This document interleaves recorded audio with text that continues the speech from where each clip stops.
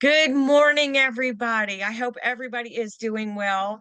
My name is Dana Sparks. I am the director of the Real Estate Academy of America, which is the school teaching this class for CE credit. And today's class is the 2025 GAR, Georgia Association of Realtors Contract Dissection class. It is GREC course number 78108. And today's class, what we are going to do is we are going to dive into the purchase. There's so much. Y'all, we could be here for hours and hours and hours. But today's class, basically what I'm going to cover is the purchase and sale agreement, the financing contingency forms, and all of the forms new in 2025 and forms that came into existence in 2024 regarding compensation. Um, Formerly, when I have taught this class, I have covered additional forms, but I think at least right now, and I'm teaching this class today is February 20th, 2025. I think it's more important right now to cover these compensation forms. I'm also the principal broker of Maximum One Greater Atlanta Realtors and the managing broker of Maximum One Realty Greater Atlanta. And I know in the contracts that we have seen since since July of last year through now, there seems to be a lot of confusion regarding Mr. which Horizon.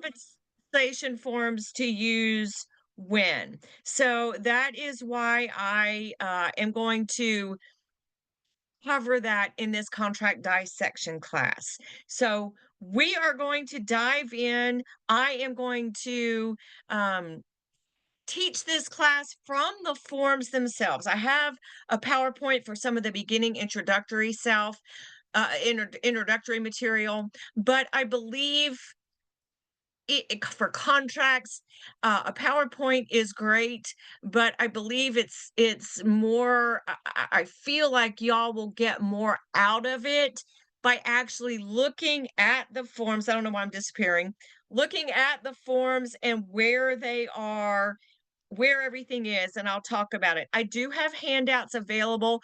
They're not required, but you'll see all of the forms that I cover with all my underlines and all my notes are available to you. So, welcome everybody. I do see a lot of friendly faces, so welcome back. And I see some new faces. So, if this is your first time taking a class with me, welcome. Again, my name is Dana Sparks.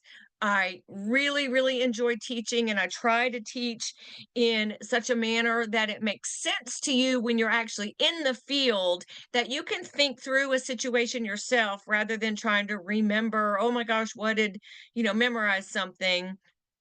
Um, and if this is your first time taking a class with our academy, the Real Estate Academy of America, we have a huge variety of classes, and I hope you will join us for some other classes. We have virtually and in person. So let me share my screen and we shall get started. So, all right. Again, this is the 20.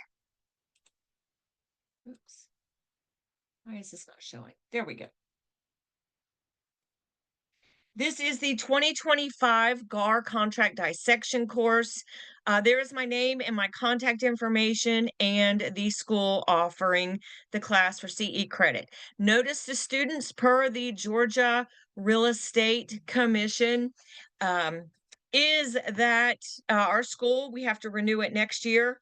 Again, course number 78108. This is a virtual uh, remote broadcast of an approved in-class course. And I'm the instructor, no homework, no required written exams. The way we do attendance is via the chat function. So what does that mean? 3 times, if you've already done so, you don't need to do it again. but 3 times I'm gonna ask you to input your name, your Georgia real estate license number, your email address, and your phone number. When you first log on, when we come back from break, and right before you leave at the end of class. Additionally, I ask a lot of questions. Some of them are rhetorical, but some of them I will prompt you to put your answer in the chat. In the interest of time, I can't wait for everybody to answer, to put their name, to put their answer in the chat. So even if I have gone on and given the correct answer, go ahead and type something in the chat anyway. That way we can demonstrate that you were actually paying attention and you didn't just turn on your computer for 3 hours and walk away. A CE credit for this course number only once per every 12 months and no recruiting. All right, there is the link for where you can get the other CE courses that we offer, and handouts. When we get back from break, I'll walk you through where you can actually download the handouts. But again, they are not required, just for reference.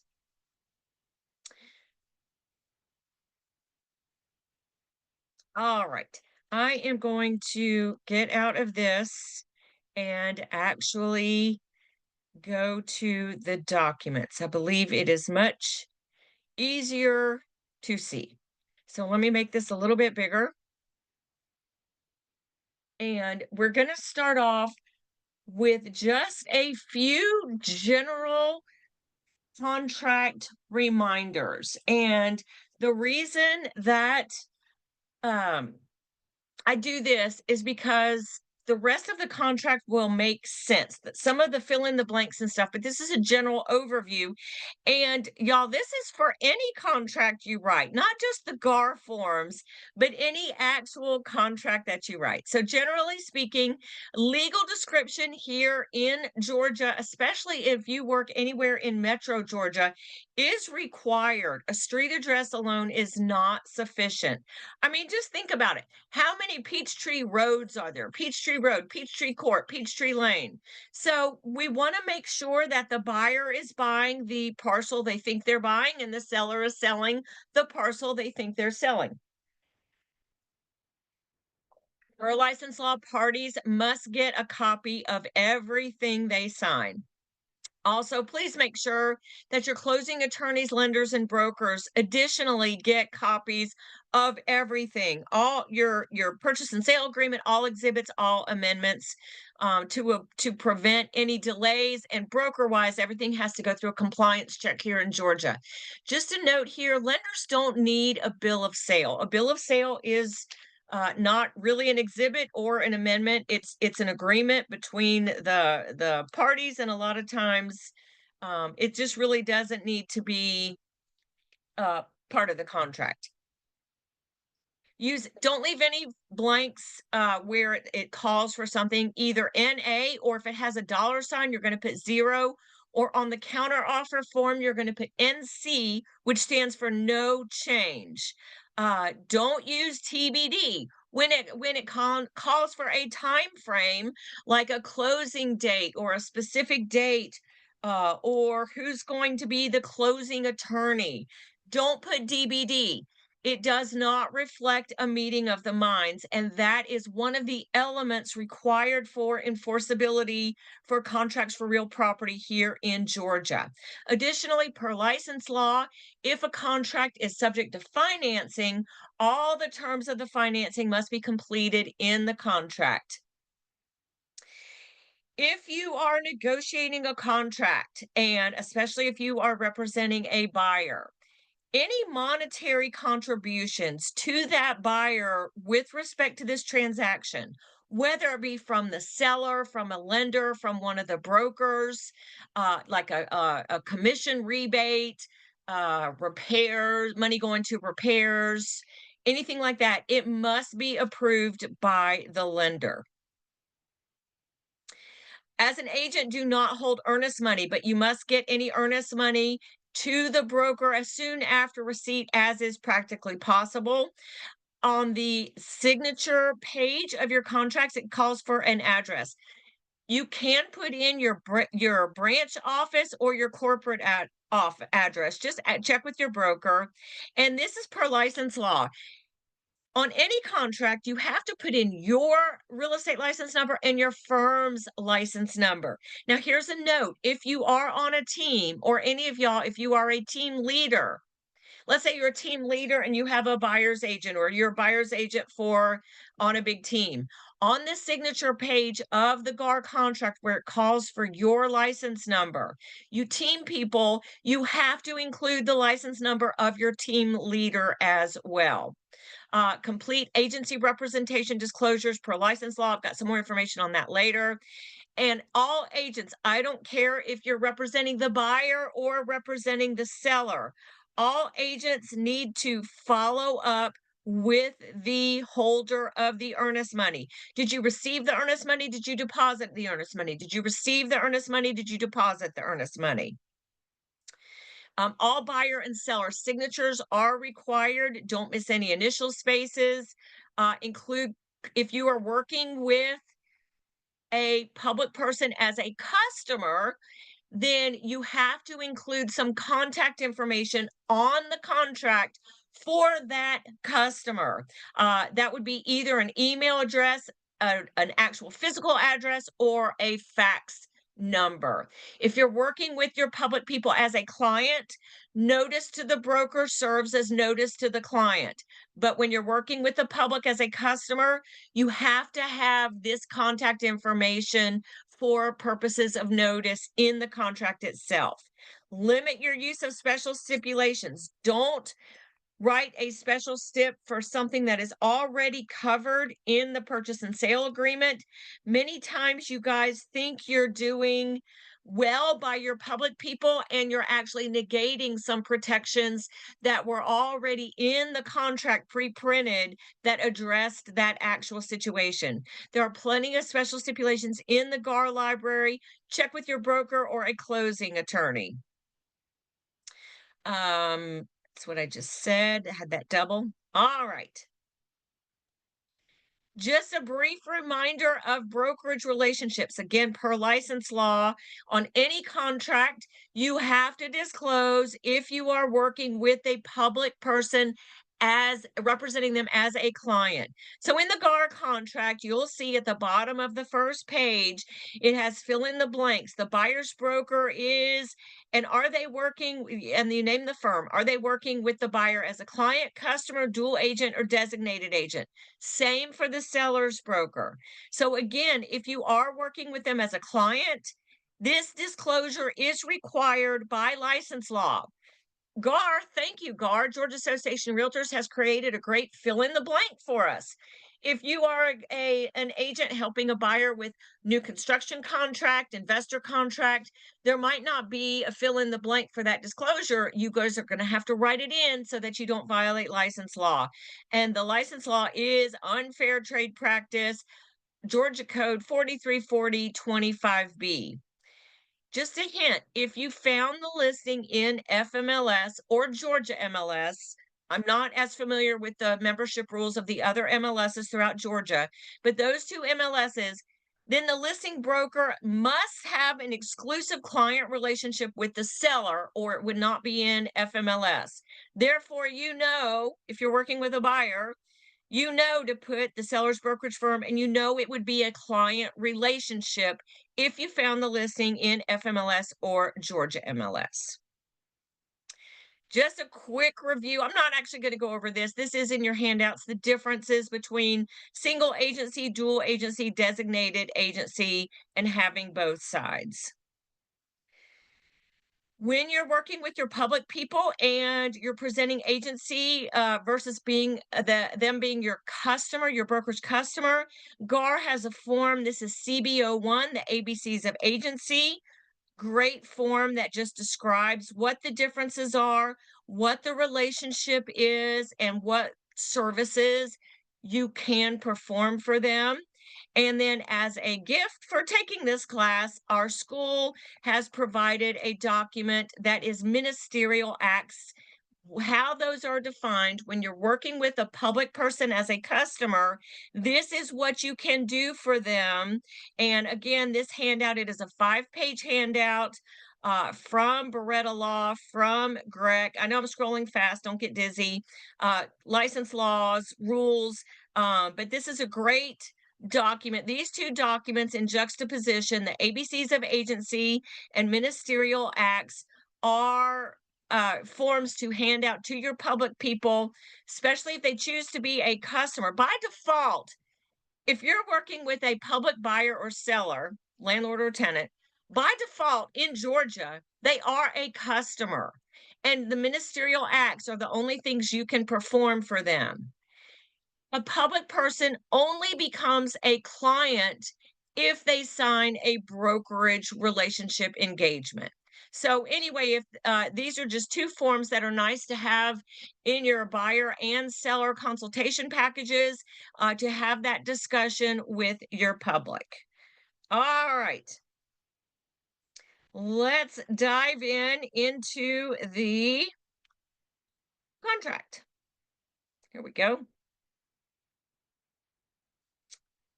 So wherever it is that you get your contract forms, whether it be Remind Docs and FMLS or Transaction Desk in Georgia MLS or Dot Loop or anything like that, wherever you pull out your purchase and sale agreements, exhibits, there is a table of contents and an index of all of the forms. So this is really a nice form as a reference for you to know all of the forms that are available in the GAR contract package, the consumer brochures, and they're all organized numerically. GAR did that about, I don't know, 5, 6 years ago.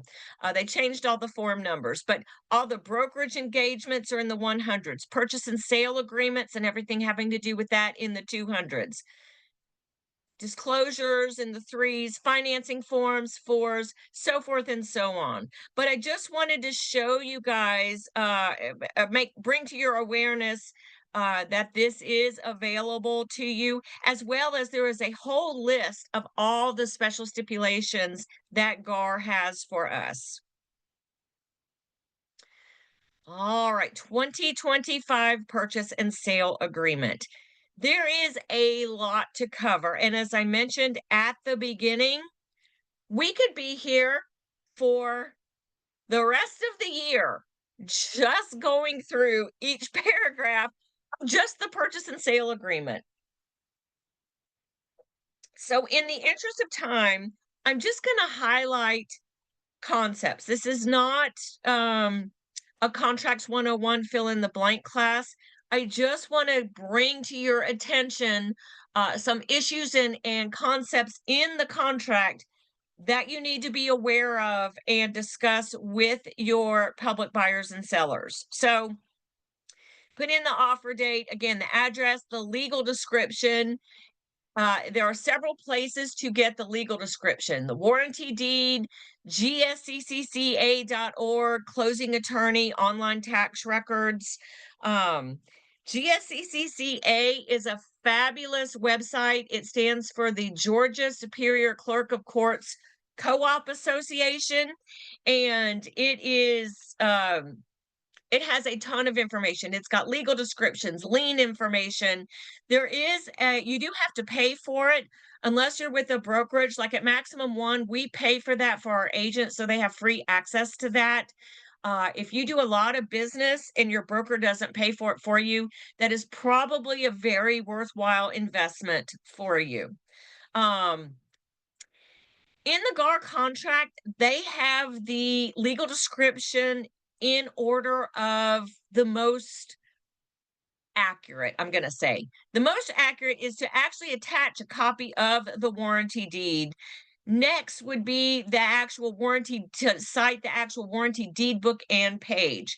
The problem with this fourth one, landlocked district, lot, block, unit, phase, section, so forth and so on, is a lot of times you won't fill that out completely. Like you'll put the land lot in the block, the district, but you'll leave out the lot number or the block number or something like that. So if you cannot fill that in completely, it's by far preferable to make sure everybody's buying and selling what they think they are, one of these other forms. And if you are selling a condominium again refers to ownership as opposed to fee simple ownership. Has nothing to do with the style of the house, if it's 1 story, 2 stories, attached or detached. The majority of condos here are attached, but it has to do with ownership, and that is referenced in the warranty deed. But GAR is giving us a little hint that there is a separate legal description form for if you're selling a condo. Then you fill in the price, closing costs. Again, I'm going to get more into these when we get into the rest of the contract. These are just the fill in the blanks. Holder of the earnest money. And GAR gives us a nice hint.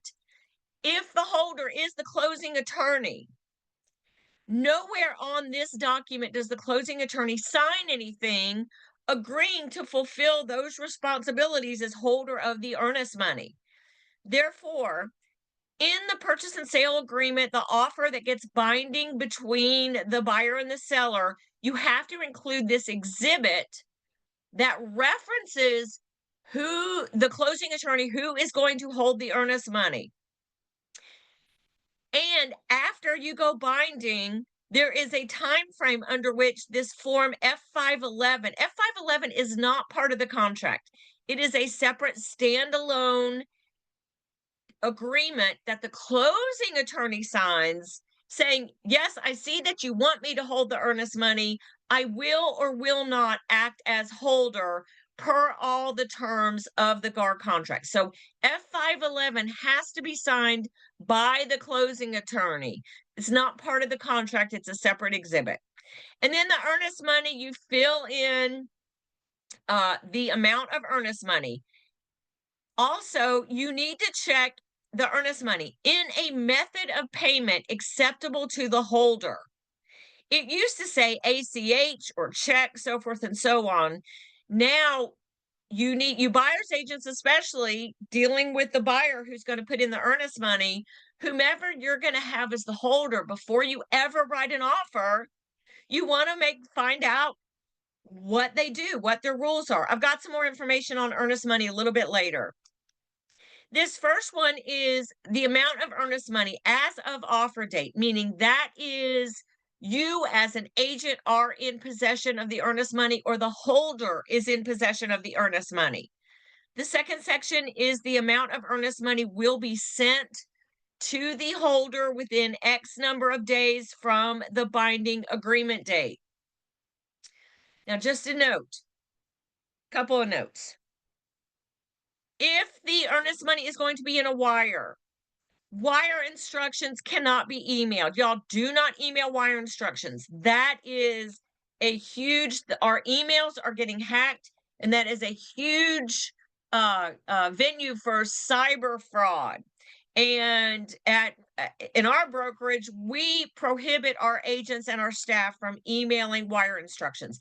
We either have to send them in the U.S. mail, physically hand them to the buyer, or we can tell them the wire instructions over the phone. Also, point of practice, do not be the messenger for wire instructions between a closing attorney and your public people. Again, take yourself out of any potential loop or potential wire fraud issues.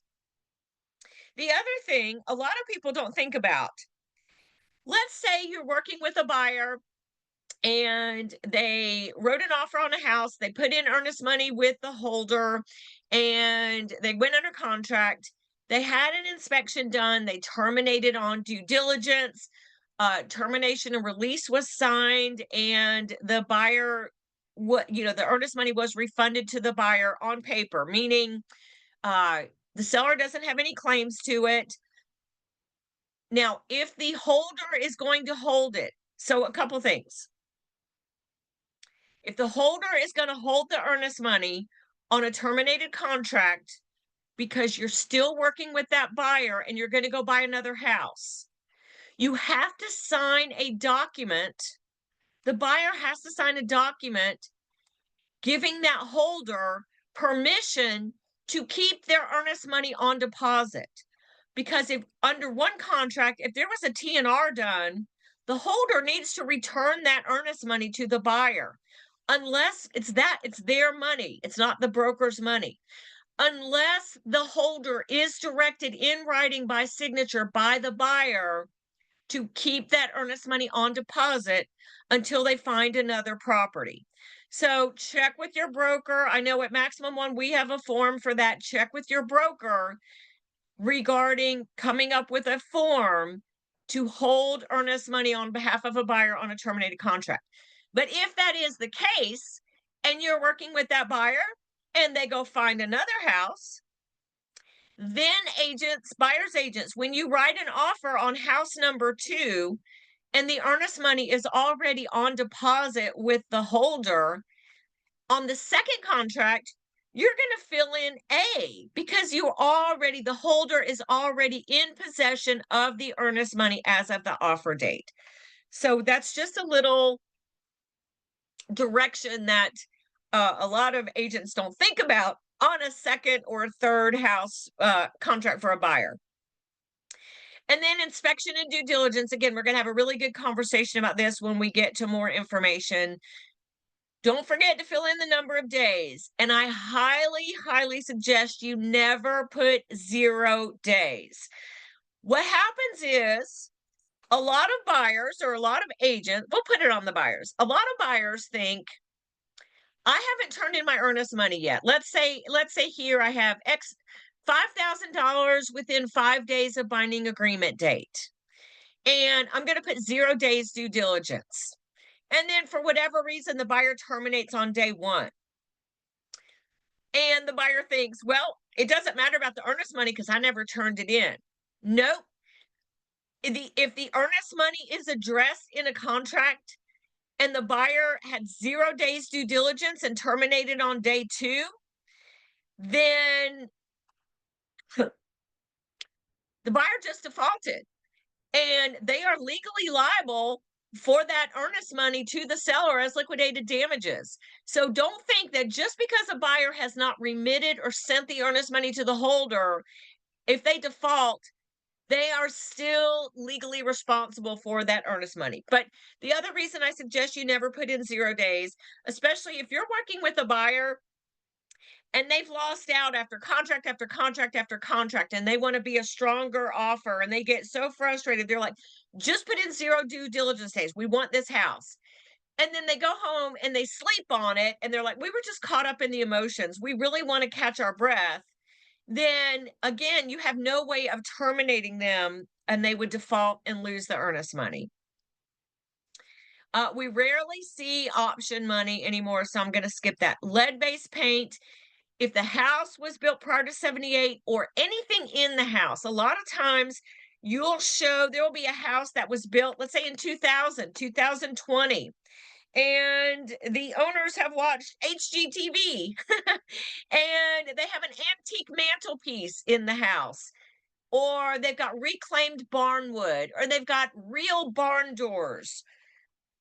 Typically, those decorative pieces, if they were created, built, painted, varnished, sealed prior to 1978, there is the chance that the that item may have lead in the paint. So you need to include the lead-based paint disclosure and pamphlet, even if the house was built after 78, but something in the house was prior to 78. And then again, the brokerage relationships in the contract, per license law, that you do have to disclose the name of the brokerage. Per license law, you have to disclose if it's a client, but here's a client, customer, dual or designated, both for the buyer side and the seller side. And then material relationship. A material relationship is a family relationship, a business relationship, past client. A lot of agents miss this. If you're working with a public person and they are a past client of yours, you need to disclose that as a material relationship. Also, if agent as principal, that means if you are the buyer, seller, landlord, or tenant, you also, it's kind of double, but you also need to include the material relationship. And then the time limit of the offer, I'll get more into this when we get to the rest of the contract. That is not a response time. That is, oops, that is the time that the terms are open for acceptance. All right, so here we go. We're going to go on to the rest. So those are all the fill in the blanks that you and a buyer and fill in and a seller looks at.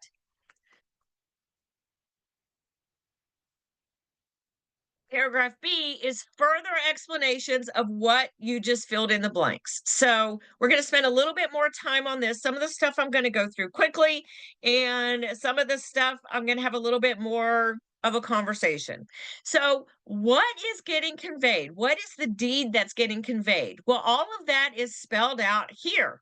It is a limited warranty deed, and it is good and marketable title, and it is limited warranty deed subject only to easements that are on record as of the date of the binding agreement date, includes covenants, conditions, and restrictions if it's in an HOA, and any, again, utility easements, so forth and so on.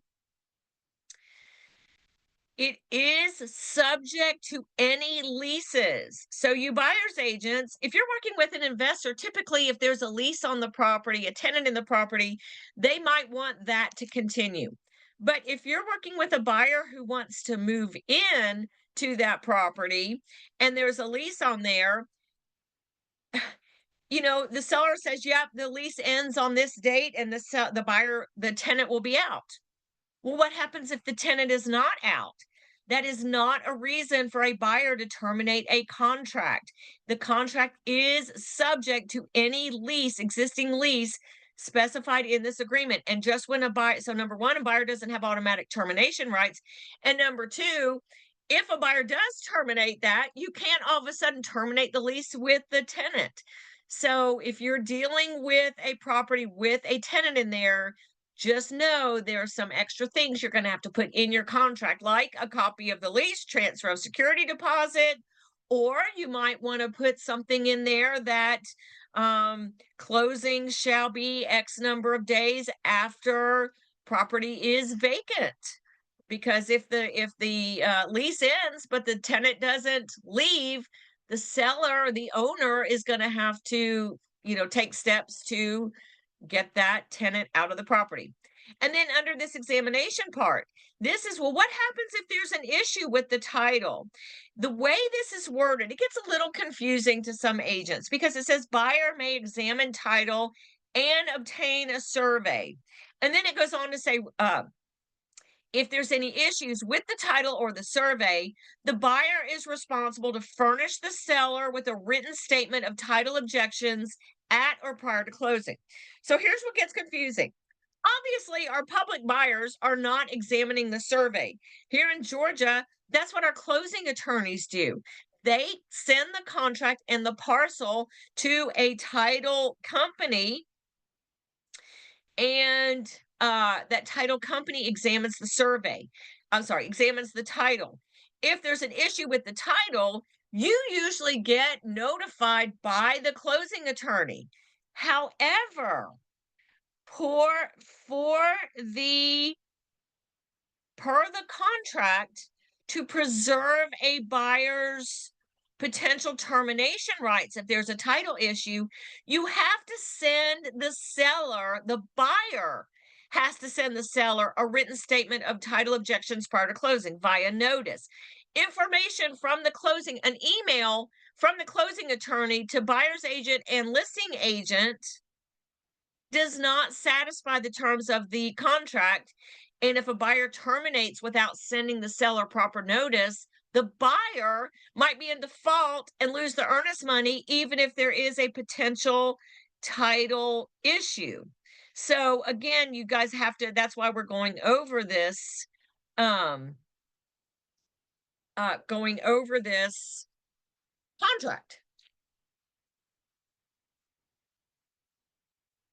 And good and marketable title. A lot of people think, well, what does that happen? Okay, there's a comment that just happened last week. Yes. Again, let me just make a general point. Well, it's spelled out further in the contract. So actually, I'll wait till I get there. Well, let me just make it here. Agent to agent communication, closing attorney to agent communication, lender to agent communication, closing attorney to lender communication. None of that has any bearing on the contract, the terms of the contract. If it impacts the public buyer and the public seller, any changes to the contract or any rights have to be done in writing and signed by the um by the party, by the buyer or the seller. Agent to agent communication does not impact, has no binding effect on the public. Okay. Now, what is good and marketable credit? I mean, good and marketable credit. What is good and marketable title? That has to do with the price of the premium that you pay for the insurance policy. It just means that the buyer can get title insurance at regular rates, subject only to standard exceptions. So again, it has to do with the amount of the premium. Purchase price, again, that goes money going to the closing attorney in a method of delivery acceptable to the closing attorney. So the buyer will want to make sure that they check with the closing attorney. Do they want a certified check? Do they want a wire? Do they have policies about amounts, so forth and so on? And then closing costs. Let's talk a little bit about closing costs. So in paragraph A, we saw where, hang on, I'm going to make you dizzy. Here's where you fill in the blank for a dollar amount that the seller is making a contribution to the buyer's closing costs. Okay, with that dollar amount, what can the buyer use that for? Okay, here's the title company just told everyone they weren't insuring at day of closing. No one sent any objections other than the title company. Unilateral TNR requesting the seller. It was signed. Yep. All right, so let's talk closing costs again. The amount of money that a seller is contributing towards the buyer's closing costs. What can they be used for? Well, it says in the contract, can be used, including without limitation, any compensation obligations of the buyer. Now, we have to remember, if the buyer's getting a loan, the lender has full jurisdiction and say over what that money for the buyer can be used, will be allowed and not be allowed. So GAR says the seller's monetary contribution to the buyer can be used for any, without limitation, any compensation obligations of the buyer, but remember that the buyer's mortgage lender may not allow that or the full amount of what the seller is contributing. It also goes on to say that if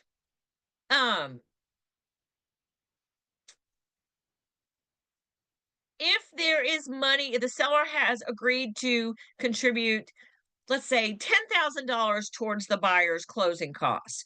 Well, the lender is only allowed to use 8,000 of that for closing costs, prepaids, escrows, the buyer's commission compensation obligation to their broker, home warranties, HOA dues, whatever the lender allows, all of that. And there's also certain percentages that the buyer can accept from outside sources.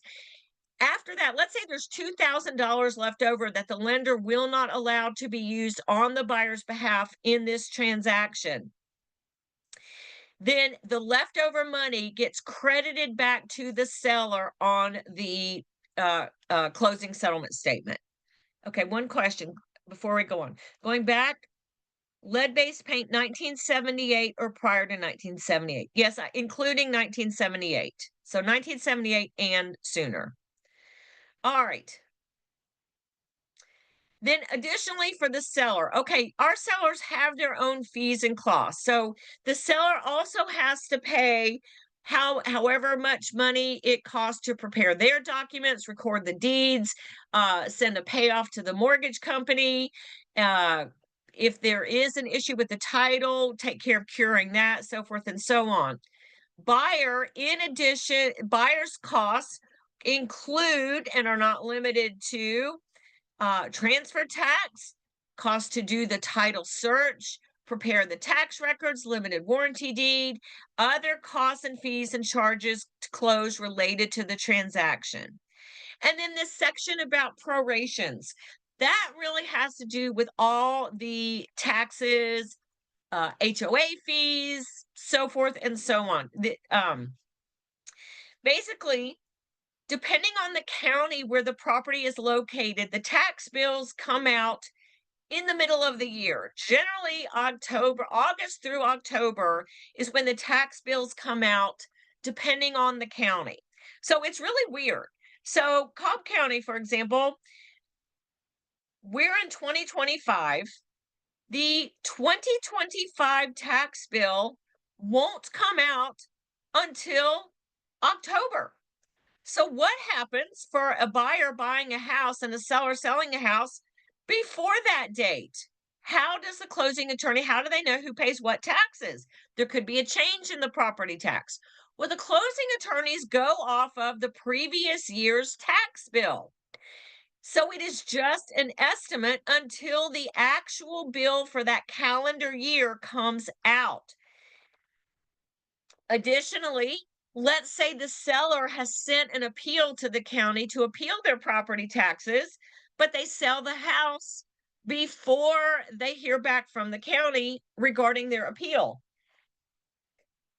What this section says is buyer and seller, after closing, agree to settle up between themselves any differences in what each paid for their portion of the taxes or community association fees, solid waste, governmental fees, and utility bills that they paid at closing, if when the actual bill for this calendar year comes out and it is different.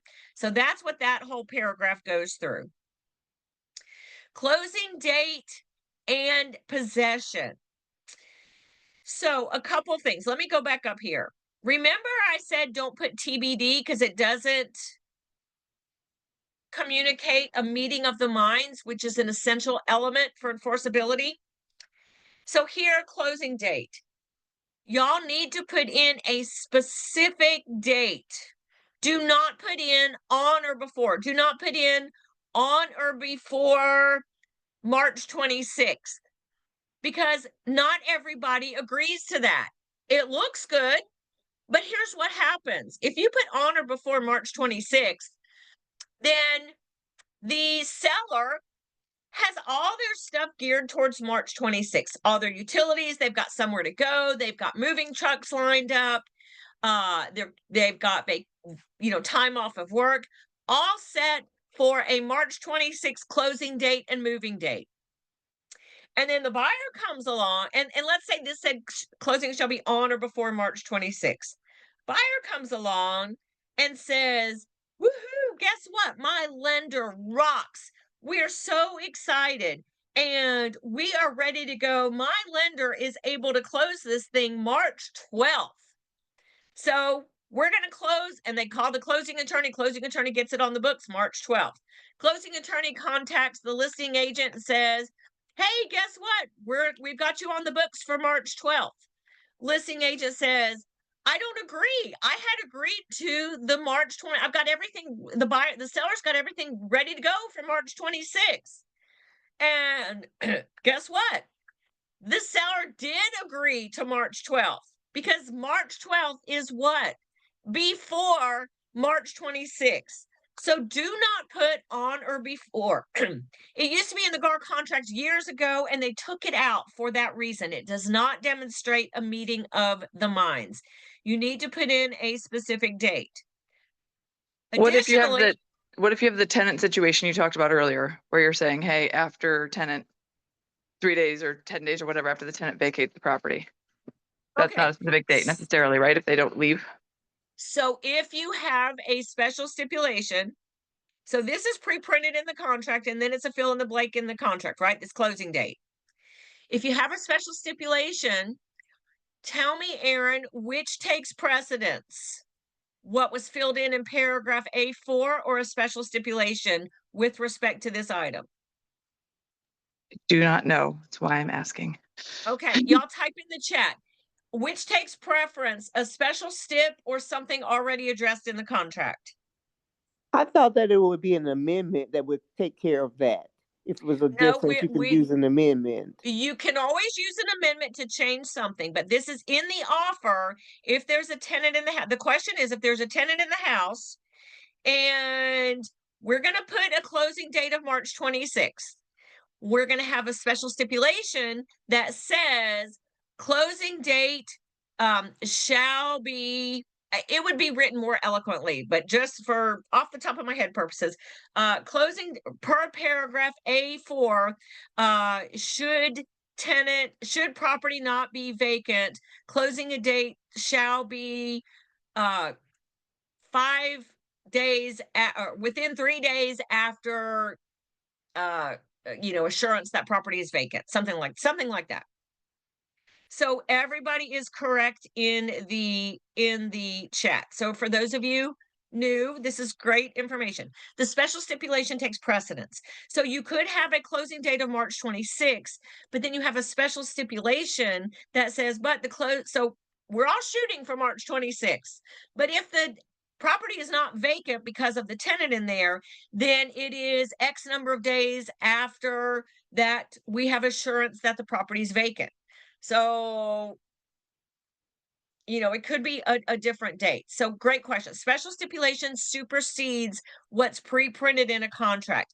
And if you have a special stipulation and you do an amendment, the amendment will override or control or take precedence or supersede even the special stipulation.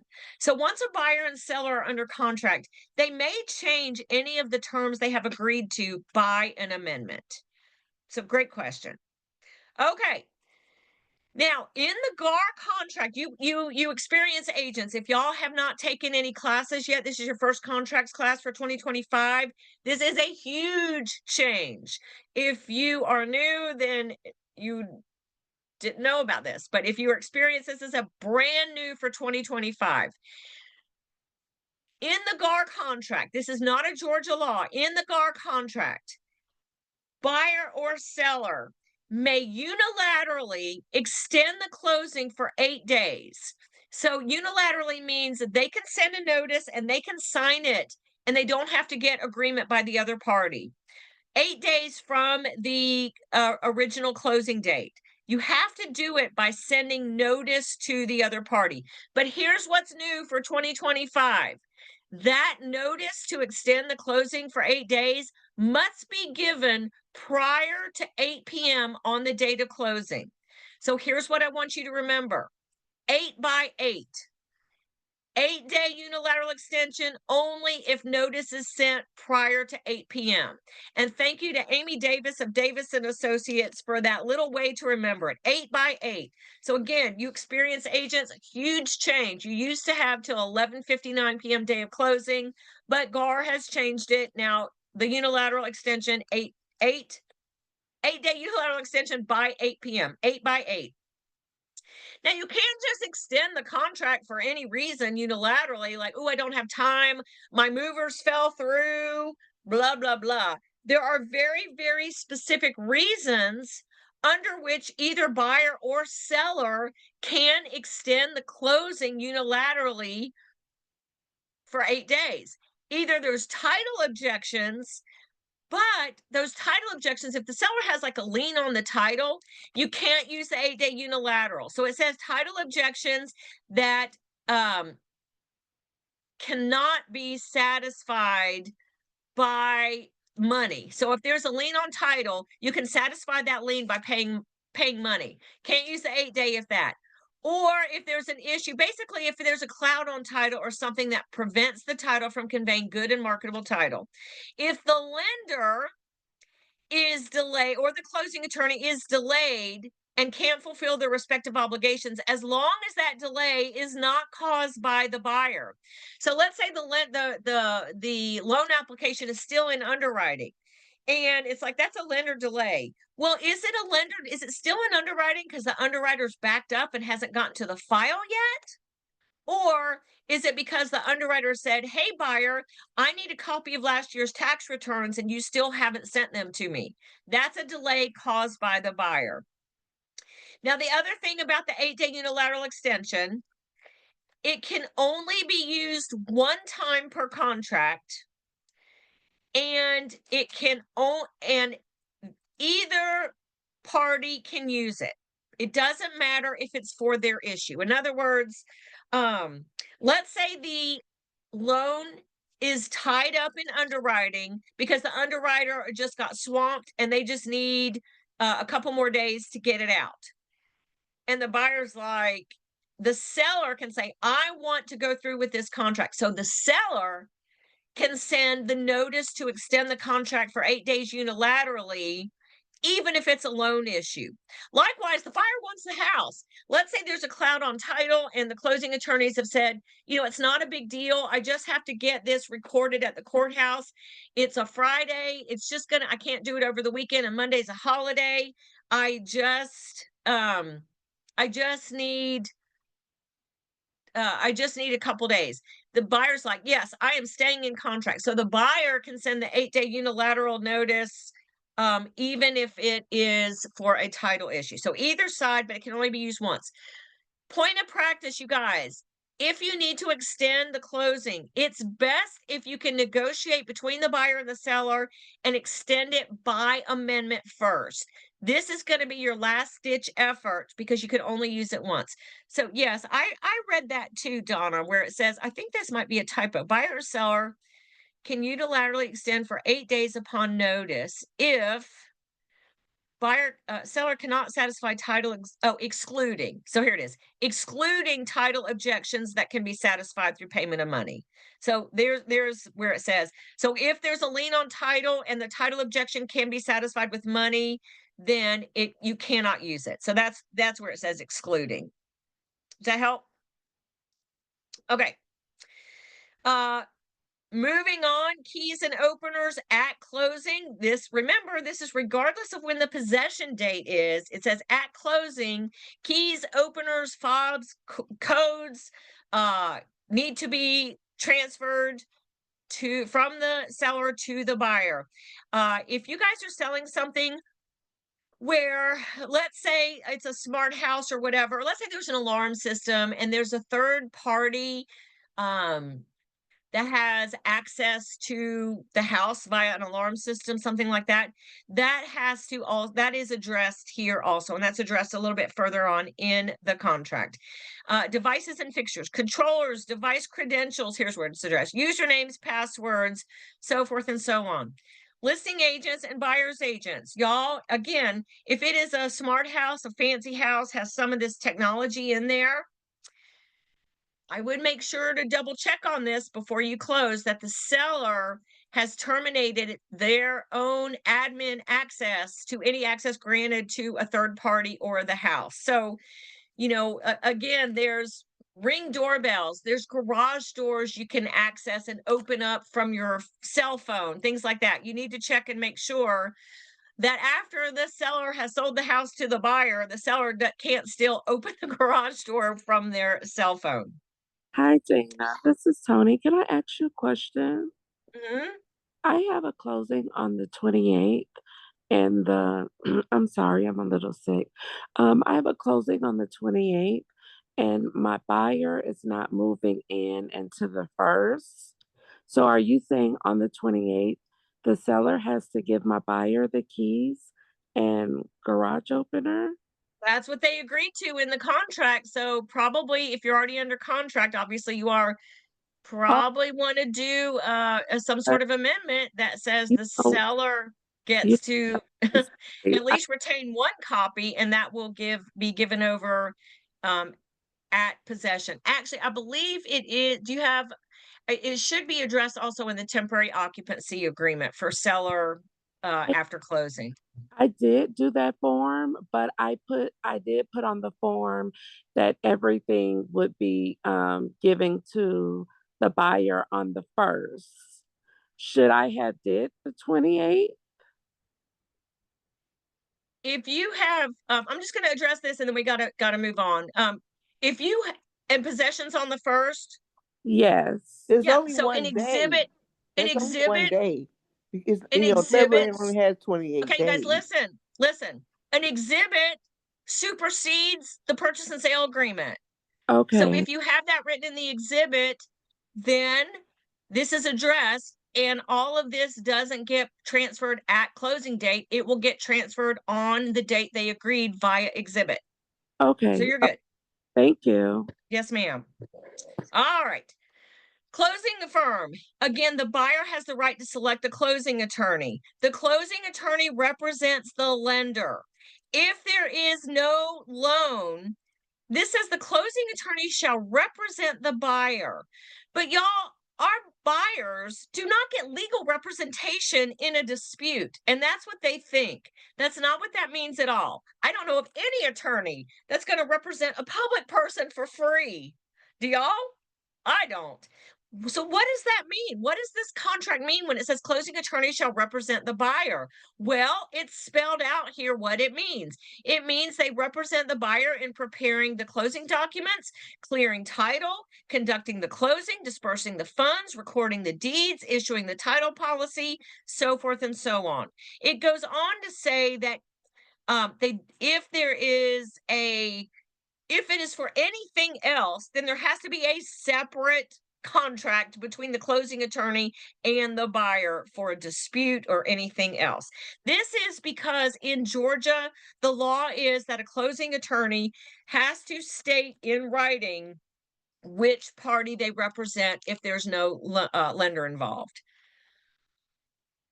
Holder of the earnest money. Let me go over this and then I've got I'm going to go over this briefly and then I've got a separate handout with important things regarding earnest money. Who's entitled to the earnest money? Well, this paragraph goes through who's entitled to the earnest money. The buyer is entitled to the earnest money under these conditions. It's on deposit, but you never get a binding agreement date. It gets terminated and the seller defaulted. It was terminated and there was in accordance with the right to do so, meaning there was a contingency that wasn't met and it spelled out how you terminate and return the earnest money. If it doesn't terminate, you go to closing, the earnest money gets applied towards the purchase price. Now, that's who's entitled to it. How does it get dispersed or sent back to whichever party? Well, at closing, the holder shall disperse it because it's in possession of the holder, right? So it gets dispersed at closing or a subsequent written agreement between the buyer and the seller. That's a termination and release agreement, a termination of the contract and agreement between the buyer or the seller regarding who gets the earnest money. Or if it's complicated and it goes to court, there's an order by a judge or an arbitrator. Or this is what you hear as the 10-day letter. What is that? This paragraph explains all of that. That basically the holder of the earnest money, if there's a termination and the buyer and the seller don't sign, they're not in agreement regarding who gets the earnest money, then the holder gets to go back and say, okay, let me look at the contract, let me interpret the contract and find out why did it terminate? Was the notice of termination sent before the timeframes they had agreed to? And who's entitled to the earnest money?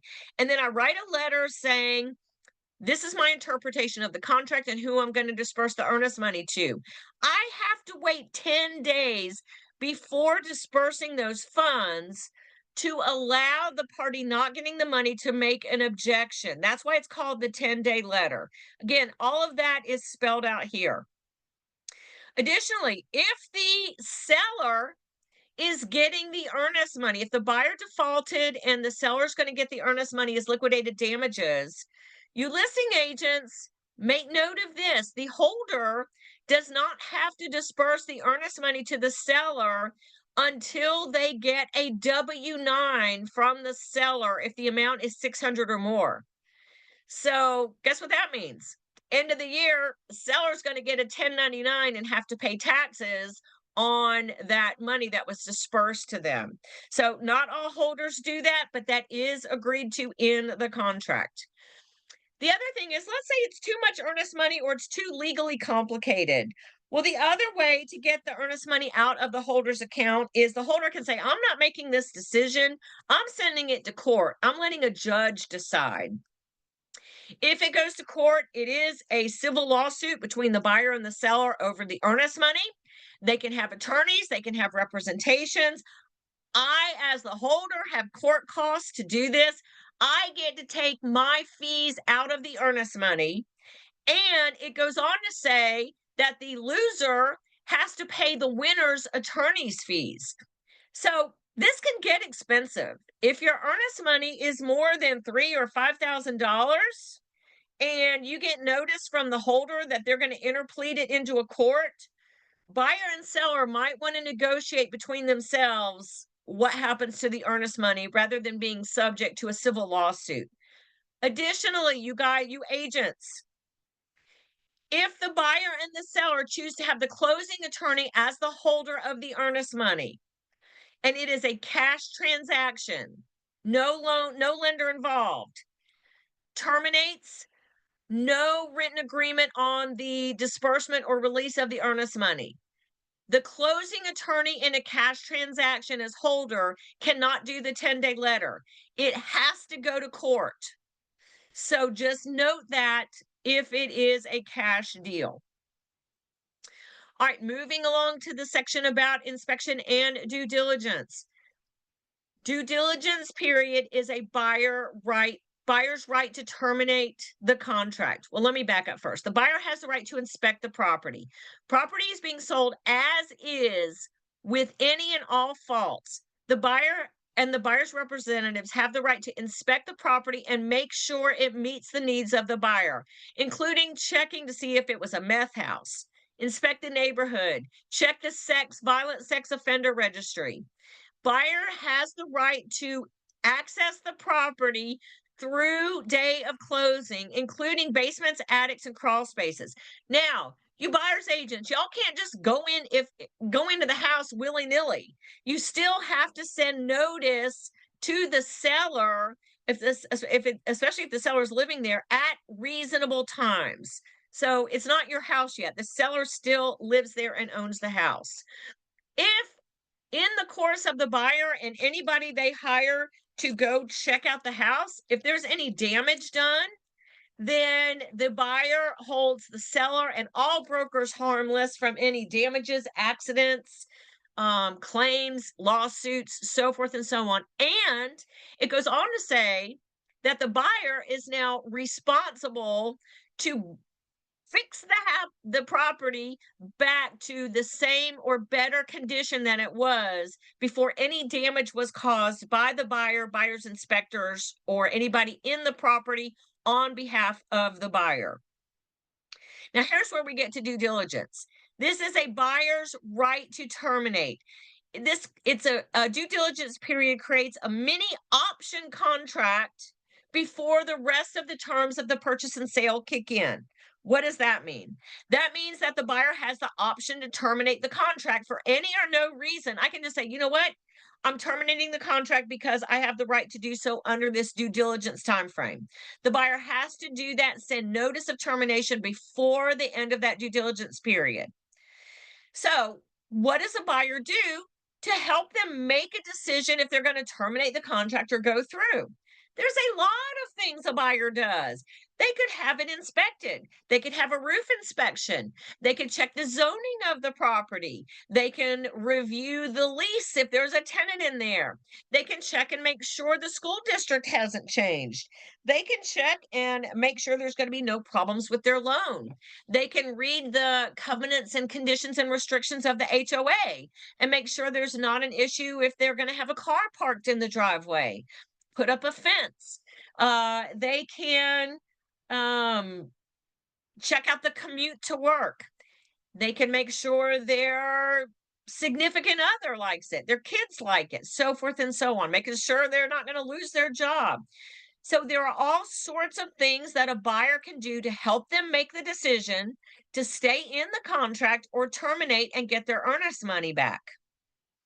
Now, a buyer can say, well, I'm going to have it inspected.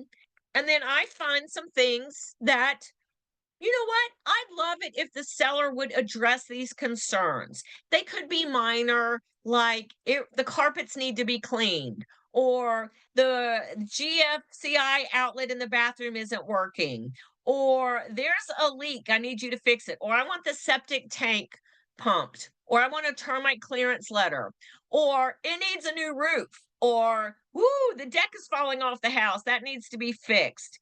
So then the buyer does have the option of sending to the seller an amendment, and this is all addressed here. This is all spelled out in this paragraph, an amendment to address any concerns that the buyer has. The seller can say, nope, not doing it. And the buyer can say, okay, I still want the house anyway, or nope, I'm terminating. Or the seller can say, I'm going to do some of these things on your list, but not everything. So all of that has to be negotiated on an amendment to address concerns before the end of the buyer's due diligence period. Point of practice to you guys.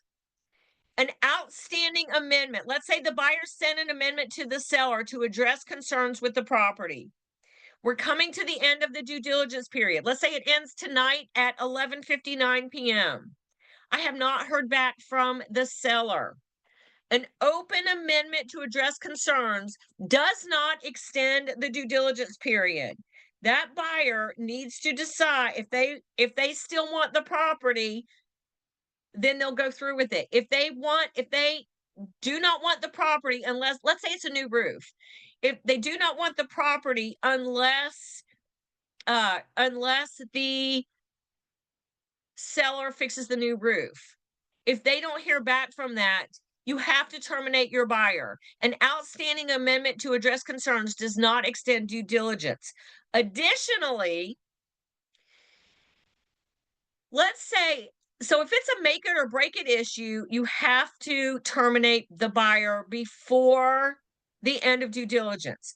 If it's something that the buyer still wants the house, it would just have been nice, like repair rotten wood around the windows and paint to match, or have the carpets cleaned, something like that.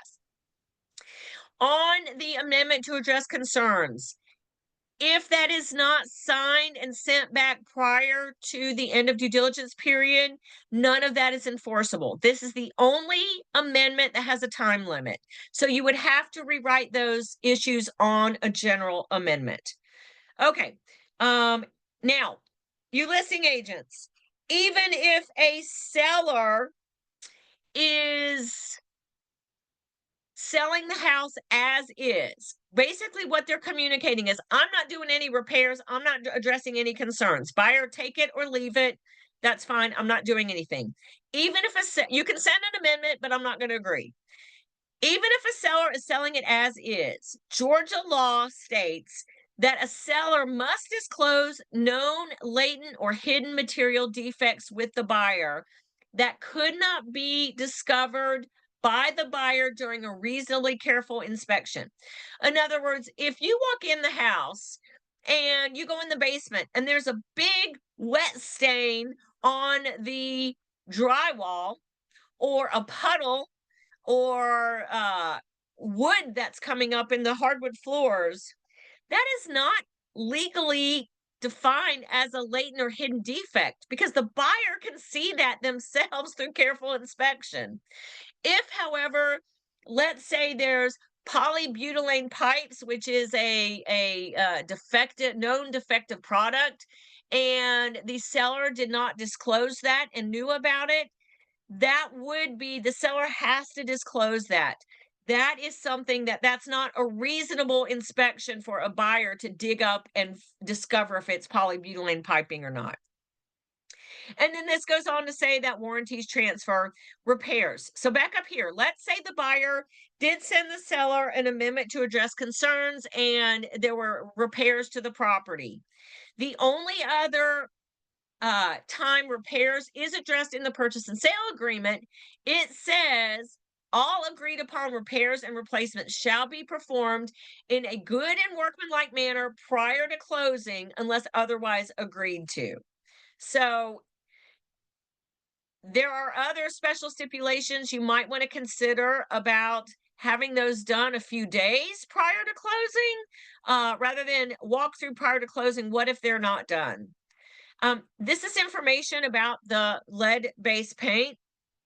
Where is the due diligence days located? Again, that was on here, paragraph right here, paragraph A8. Due diligence period is X number of days from binding agreement date. So that's the number of days that the buyer and seller negotiate. Moving on. Here's the information about lead-based paint. Again, if there is, the seller has to disclose with the lead-based paint disclosure, and the buyer has to receive the lead-based paint pamphlet if the house was built prior to 1978 or anything in the house. If it was, the buyer has a separate opportunity to investigate, to just check out the lead-based paint for 10 days, a separate 10-day risk assessment of the lead-based paint, separate from due diligence. But that is all discussed on that lead-based paint exhibit, as well as the timeframes for that. So that's there. Brokerage relationships and compensation. Again, I have that handout for you regarding the different types of brokerage relationships. If the public is your customer, then you can perform ministerial acts. And I went over with you what that handout was that defines what those are. Georgia law says that dual agency, meaning one broker, one agent that has a client relationship with the buyer and a client relationship with the seller, is legal in the state of Georgia with disclosure and written consent. Now, your broker may have a policy against it, but Georgia law says it is legal. So this is the disclosure about it. And if the buyer and seller sign it, they are giving their consent. Here's designated agency defined. And again, I have that separate handout that goes through what those are. Again, as I mentioned, by default, a public person who does not sign a brokerage agreement is the broker's customer. Now, this paragraph is new in 2025, and this has to do with all of the ways compensation to the brokers has been changed a little bit. Based on the NAR settlement agreement. This is basically a lot of legalese, but the important thing is that compensation to buyer's broker and seller's broker for the professional services y'all render to the public is negotiated and agreed to by public buyer, public seller in a separate written agreement. If the buyer's broker's compensation agreement F-259, or it's in a special stipulation that is agreed to if the seller agrees to pay the buyer's broker in the contract itself. If that changes, they can't. Basically, what this is saying is the buyer and seller cannot do an amendment to change compensation to the brokers without the brokers signing and agreeing to it. So that's basically what all of that says. It's just legalese because of the new ways that compensation is actually being addressed in the purchase and sale agreement, potentially. Disclaimer, this is just saying, okay, buyer and seller, guess what? I am a real estate agent. I have a real estate license issued to me by the state of Georgia. I can perform professional services within the scope of my license. I'm not an inspector. I'm not a mortgage lender. I'm not a roofer. I'm not an appraiser. I'm not a plumber. I'm not a zoning expert. I am not an investment financial planner. I'm not a tax consultant. I'm not an attorney. This says you have not relied on me for any representation other than going through this contract with you and filling in the fill in the blanks. If there is something of concern to you regarding this contract and how it impacts you, it is your responsibility to seek independent advice regarding any matter of concern. Additionally, here in Georgia, there is a lot of seller fraud for vacant land. Not only that, I, as a real estate agent, I do not have any duty to determine the legitimacy of the identity of the buyer or the seller. I'm going to do the best I can, but you can't sue me for if we all got swindled by a fraudulent seller. Now, there are other places in this contract, and I just said it. You can't sue me. The buyer can't sue the seller. The buyer and seller can't sue the brokers. The parties can't sue the holder for dispersing the earnest money. Guess what? Anybody can sue anybody for anything. So you're like, okay, Dana, what on earth does the contract mean then when it says hold harmless and you can't sue? That means that your attorney representing you is going to pull out this contract and say, hey, look here, buyer, you said you agreed to not sue me for these issues. And that is the attorney's job to argue that in front of a judge or an arbitrator. So just because the contract says they can't sue you, again, anybody can bring a lawsuit against anybody else. This is just evidence for your attorney to argue why you should win that case. Time limit. Okay, remember, front page, there is a time limit of the offer. Here it is. Time limit of the offer. The offer set forth expires at blank o'clock on blank date. A lot of agents mistakenly think that's a time to get a response back, like a counter offer or an acceptance. That is not what that is at all. This is what a time limit is. The time limit is when the offer expires. In other words, these terms, as the buyer presents the offer, or it could be a seller counter offer back to the buyer. But these terms without change are open for the seller's acceptance, in my example, before the date and time of that time limit. If the seller is going to make a counter offer, then are they accepting the terms? Yes or no? Type in the chat. If the seller's going to make a counter offer to the buyer's offer, are they accepting the terms? No, you guys are correct. So guess what? A seller counter offer, that could be before the time limit. That could be after the time limit. That could be 3 days later. It doesn't matter. They are not, so the time limit could expire. If the seller's making a counter offer, the time limit doesn't matter.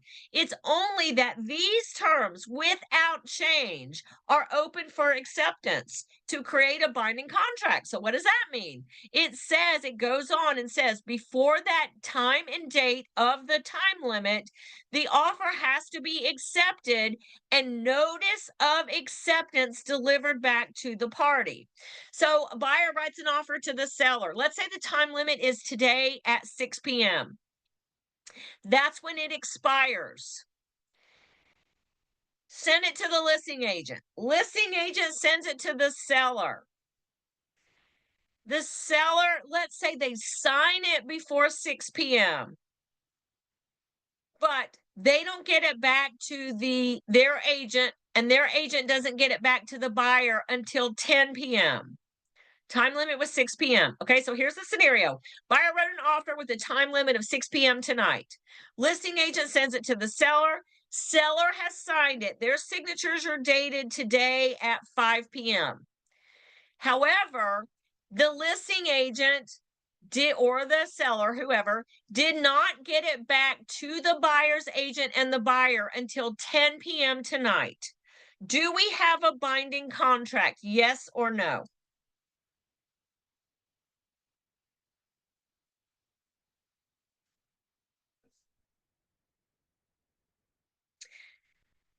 You guys are correct. We do not have a binding contract. An accepted contract is the point where the seller signed it, but the buyer has no idea if the seller's agreeing to their terms, going to reject it, going to make a counter offer. So that contract is not binding upon the parties until notice of acceptance has been sent back. So here's the easy way to remember this. It tells us right here, notice of acceptance, it's in the time limit. If notice of acceptance is after the time limit, we do not have a binding contract because that limit the offer had expired. Further on, it defines binding agreement. I'm just covering it now. Notice of acceptance has been delivered to the party who made the offer. The party that made the offer in my example is the buyer. The party that makes the last offer or counteroffer is the party to fill in the binding agreement date. The party that makes the last offer or counteroffer is the party to bind the contract. Fill in the binding agreement date and bind the contract. I'm going to come back to that when it describes it. If it's after the time limit, we do not have a binding contract. We have a counteroffer. All right, notices. This is important. All notices have to be in writing and signed by the party giving notice. So again, we addressed that a little bit if there's a title issue, and the example was we get emails from the closing attorney. Well, that is not signed by the party giving notice. This closing attorney isn't a party to the contract. Y'all aren't a party to the contract, just the buyers and the sellers. So you need a form signed with the writ, has to be in writing. Just so y'all know, text is not writing. Text is on your phone, and that is not in writing. Has to be in writing and signed by the party. So by email, typically nowadays, yes, before I move on, Trisha's asking about the signed contract. So one way to prevent this is if you set up your either DocuSign, AuthentiSign, eSign through RemindDocs, whatever electronic signature system you use, you can set it up where, let's say you're the listing agent, you've received the offer, you've discussed the offer with your seller before you send it to them, they're going to sign it. You can then set up your e-sign where as soon you can put the buyer's agent in there. So as soon as the seller electronically signs it, like in my example, they signed it at 5:30 at work, it automatically got delivered to the buyer's agent, in which case, yes, Trisha, you would have a binding contract. And that's what goes on here. That was a great segue into this section. It says, if you're delivering anything electronically, i.e. email, it has to be to the email address that's on the signature page of this contract. And it is deemed received when the party sends it. So in that case, back to that example, great example. Buyer wrote an offer to the seller, time limit of 6 p.m. Listing agent had a discussion with the sellers, knew they were going to accept it, set it up in an e-sign program to the sellers so that they could sign it. And in that e-sign, they had the buyer's agent's email address. So as soon as the seller signed it, the seller's got a copy, the listing agent got a copy, and the buyer's agent got a copy. That all happened at 5:30. The buyer's agent is out with another buyer showing property, doesn't get back to their computer until 10 o'clock at night, hasn't opened up their emails. It doesn't matter. It is still deemed to have been received at 5:30 because that was the date when the seller can prove they sent it. And it says that here, deemed to be received when one party sends it by email, even if it is not opened by the recipient. What about you? I just said you're not a party to the client. Can you accept a binding contract? Yes, you can accept notice for a client, even though you're not a party to the client. Also, your staff at your office can. So if let's just say a buyer physically brought in a contract, then that also serves as notice if they just hand it to the front office person at your office. Okay. Now, you guys, we're gonna hang with me. I got a lot to cover, but I'm gonna go a little bit quicker. I'm gonna finish the purchase and sale again is the majority of what we are talking about. But I'm gonna finish the purchase and sale before break. When we come back from break, we'll go over the financing and the compensation form. So hang with me. Default.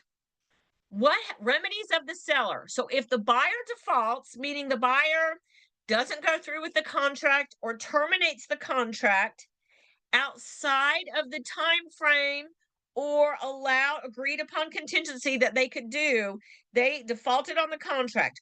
What does the seller do if the buyer defaulted? Well, all the seller gets is the earnest money. The seller gets the earnest money as full liquidated damages. That is, if a buyer defaults, that is the sole remedy for the seller. They can't sue the buyer for any hard costs or damages or emotional distress. They can't sue the buyer for specific performance, meaning they can't go to a judge and say, hey, you need to make the buyer go through this contract. Buyer default, seller potentially gets the earnest money, and that's it. What about a buyer? A seller defaults. So let me move this down just a little bit. The buyer wants the house and the seller said, nope, I'm not selling it. Or they terminate and they by outside of any agreed upon contractual contingency. What can the buyer do? Well, the buyer has more options. And what happened was in the previous couple of years, we had a bunch of sellers that were under contract with a buyer. They got a contract for a higher price. They just defaulted on contract with buyer A and accepted contract with buyer B, totally defaulting. And so that was happening. So GAR in July of last year added another remedy for the buyer to try to prevent this. So if the seller defaults, the buyer has a couple of options. One is they can seek specific performance. What does that mean? That means they go to court and a judge says, yep, guess what, seller? You have to go through with this contract. Now, if that's the case, the buyer immediately goes and files a lawsuit against the seller for specific performance. That puts a lien on the title. So the seller cannot sell it to anybody else. It will attach to the title and the seller is tied up from selling the property to another buyer until this specific performance lawsuit is heard. This could take anywhere from, I don't know what the time frame is, it depends on the county. At one point, it was taking over 2 months to 2 years for specific performance cases to be heard. If a buyer's going to do this, their earnest money is tied up in the contract until the court case is decided.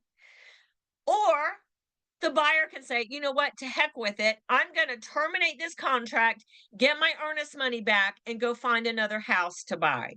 So if the buyer does that, the additional remedy that GAR added in July is the buyer may pursue any other remedy available at law.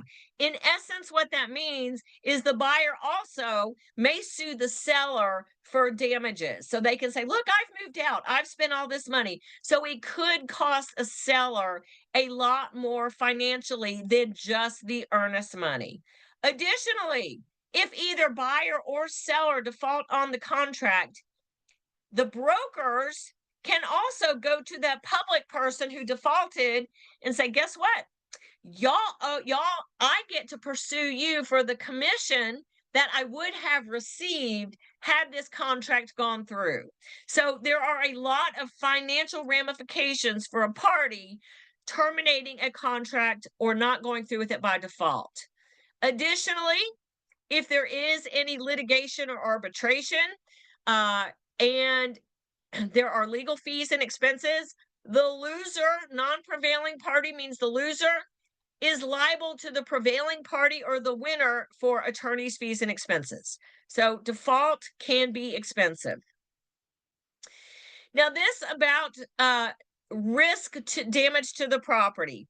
Basically, this says that at closing, The property must be in substantially the same condition it was as of the offer date.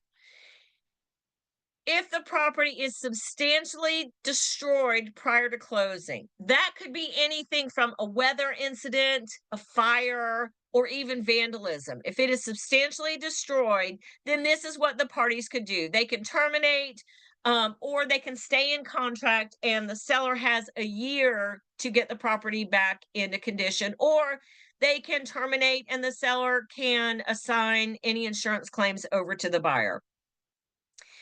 This is just a lot of other provisions. I'm not going to go through this paragraph by paragraph. You can read all of this. I just want to point out a couple of things. This is brand new in 2025. If the county or the state, if the governor of Georgia has declared a state of emergency in the county or the state, all deadlines are automatically extended, including closing, including all contingency timeframes. They're automatically extended for the number of days that the state of emergency is in place without anybody signing anything. Why? Well, let's say there's a weather emergency, a hurricane, a tornado, something like that.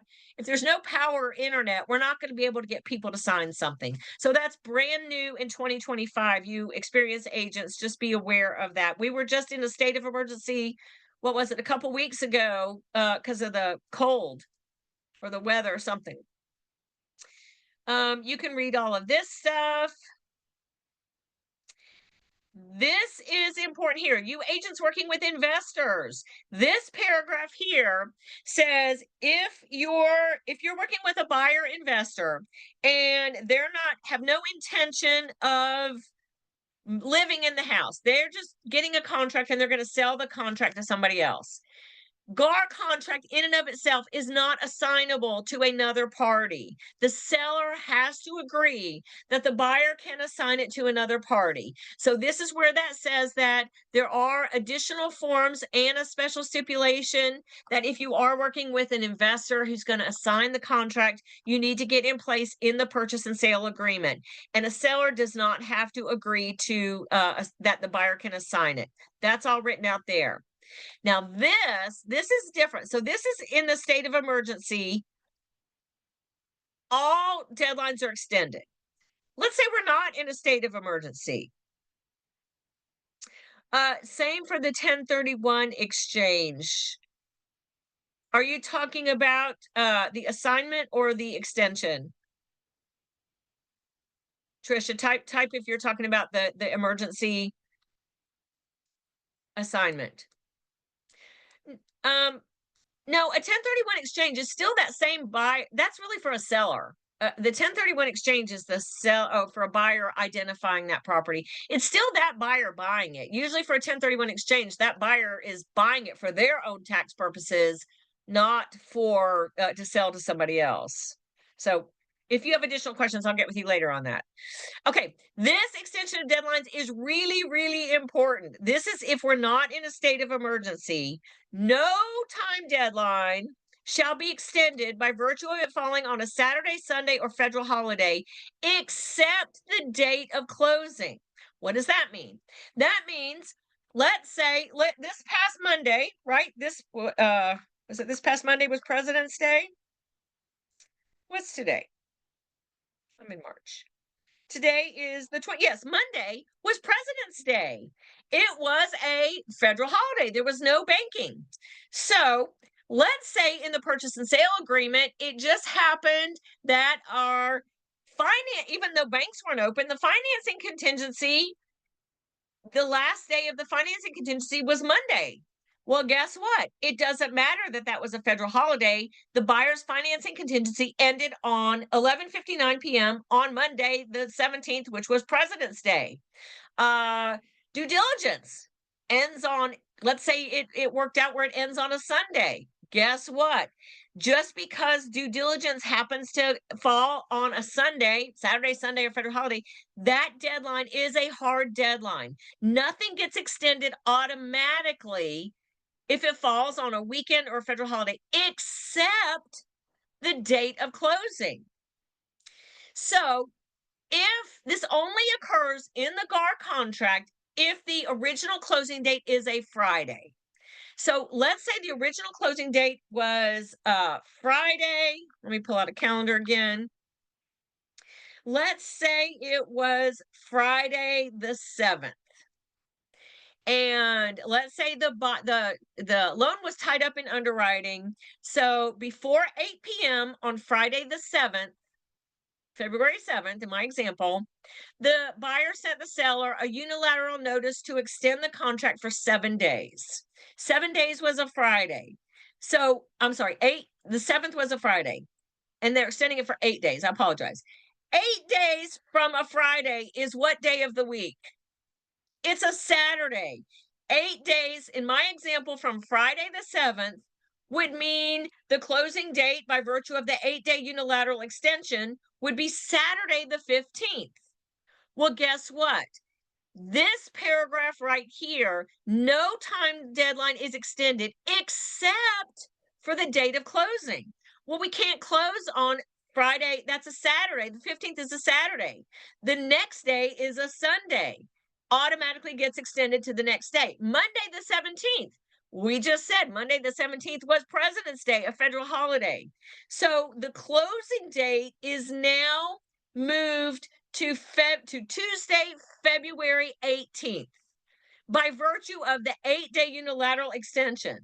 That is not 8 days from the 7th. That is 7, 8, 9, 10. That is 11 days.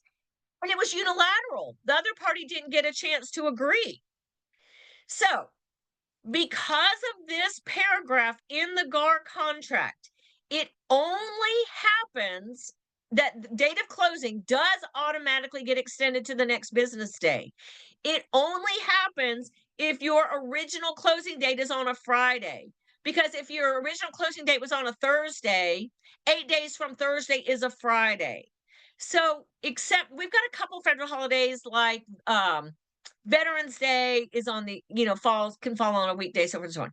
Point of practice to you guys, agents, as agents, never schedule your closing on a Friday when you're binding under the GAR contract. You're going to have some really upset people if 11 days is a long time to be held into a contract against their will because it was done by unilaterally, not by an amendment. This FERPTA affidavit has to do with new Georgia law. If they Foreign Investment Real Property Tax Act, I'm not going to go into that. The GAR forms, what this says, a couple things is, number one, no party is required to use the GAR forms. Number two, parties, the buyer and seller agree to review the GAR forms and make sure they meet their specific needs. And then this, you guys, it doesn't, GAR is saying, regardless of GAR's intention, regardless of me teaching you guys this class, regardless of y'all explaining these things to your buyers and the sellers, if we go to court, regardless of our intentions on this contract, a judge is all powerful, and a judge can say, I don't care what the contract said. I don't care what you thought. I'm ruling in this manner. Provisions in the GAR forms may be subject to differing interpretations by our courts other than what the parties may have intended. That's just a disclaimer from GAR. Anything is based on the laws in Georgia and the timeframes in Georgia. If you're dealing with a party that's in California or in another country, when it has a deadline, that refers to whatever the time is, local time in Georgia. This is what I talked about repeatedly. No authority to bind. No broker or affiliated licensee has any authority to bind any party to the contract provisions, amendments, so forth and so on. Again, agent-to-agent communication has no bearing on the contract. It has to be in writing, signed by the buyer or the seller. So just because, let's say you're negotiating repairs and the buyer sends an amendment to address concerns to the seller, listing agent talks about that with their seller, and the seller says, yeah, I'll do that, that, and that. But a listing agent sends an email back to the buyer saying, yep, they'll do that, that, and that, rewrite the amendment to address concerns. Doesn't matter. Seller can change their mind. If it's not in writing, signed by buyer or seller, it does not have any impact on the contract. If it is not in writing and signed by the buyer or the seller, your public people, it does not exist. No recording of agreement. This is a legal issue where we had public people basically filing something with the courthouse to prevent seller staking a claim to the contract, even though it had been terminated, preventing the seller from selling it. That's just a legal thing. Here's where we talked about notice of binding agreement date and objection to binding agreement date. Again, this sort of ties into the time limit.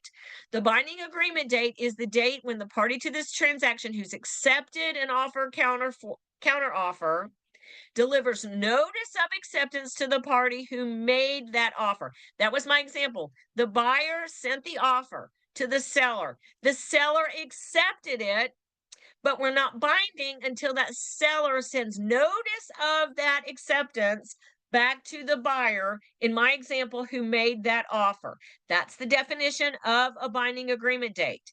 Now, what this goes in to say, let me give you let's see how much more we have to go. Okay, let me give you a quick example because this is important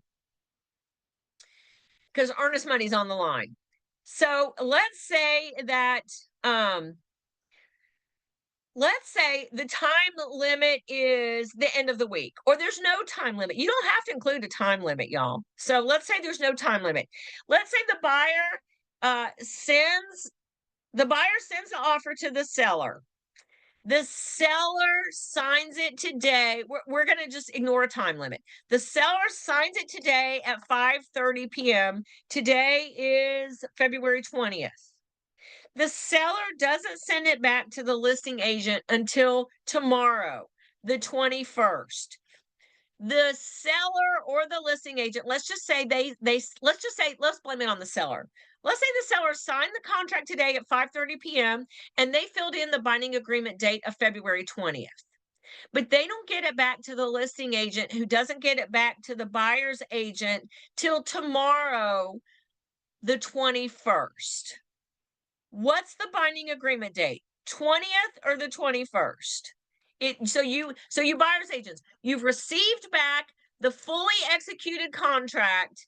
It has the binding agreement date filled in on the 20th, but you didn't get it back till the 21st. What's the actual binding agreement date? Okay, I've got a mixed bag. The seller accepted it on the 20th, filled in the binding agreement date on the 20th, but did not send it back to the buyer until the 21st.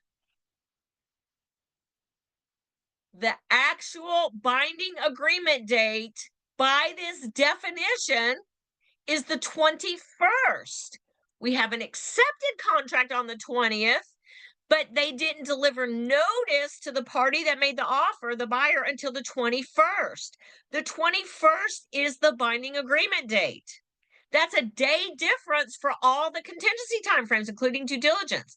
Here's the problem. You buyer's agents, the actual binding agreement date is the 21st, but now you have a document that has the 20th filled in as the binding agreement date. This is going to be an issue for all of your contingency timeframes because they're timed from the binding agreement date.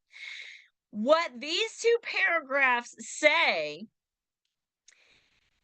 is if there is an objection to the binding agreement date. Okay, so buyers, we now have an objection. It's not the 20th, it's the 21st, because I can prove that's when the listing agent sent it back to us.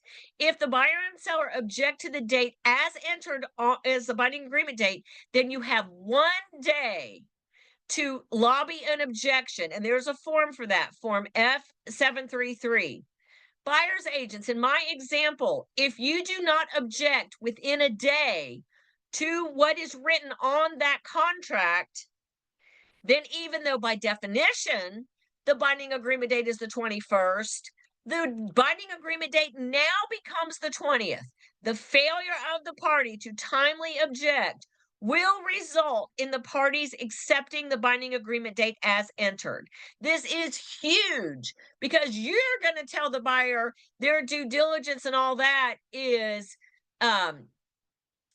whatever number of days from the 21st, because by definition that was the binding agreement date. But because you never corrected the incorrect binding agreement date is filled in on that, it is now the 20th. So you could potentially lose earnest money for your buyer. So this is really, really important. This is where it says the property at closing is to be clean, free of trash, debris, garbage, so forth and so on. This section here is, we've already discussed this, rules for interpreting this agreement. This is where I said handwritten changes control over pre-printed. Exhibits control over the main body. Special stipulations control over exhibits and the main body. Now, all of this being said, a couple of things, I'm not going to read it to you, but if a buyer is getting a government insured loan, FHA or VA loan, there is an amendatory clause, which in essence is the appraisal contingency. And I'm going to show you that in the financing forms after break. That controls over any inconsistent or conflicting provisions contained in another exhibit or special stipulation. What does that mean? That means if a buyer or seller is getting an FHA or VA insured loan, it appraises for less than contract price. Buyer or seller have the opportunity to terminate the contract through day of closing and get their earnest money back. You cannot write a special stipulation taking away that protection for the buyer. There are a couple of things the buyer has to do first, and we'll get to those in the exhibits. But you cannot write a special stipulation that supersedes the government protections for the buyer. And this is just another thing that any compensation due to the brokers cannot be changed in writing just by the buyer or the seller by an amendment, an exhibit, a special stipulation. The brokers have to agree to it. If somebody is going to sue against the contract, they have a 1-year statute of limitations. This is what USDA is the same too, because USDA is basically a form of an FHA loan. So yes, that includes USDA. Great question. Thank you. Survival of agreement. Basically, this means what is still enforceable after the closing and their obligations to pay us compensation, warranty of title, written representations of the seller, buyer's indemnification obligations regarding inspections, if the property is condemned, attorney's fees, all that where they have to even up on any property taxes, so forth and so on. Here's another thing. Any obligations which the parties agree shall survive the closing.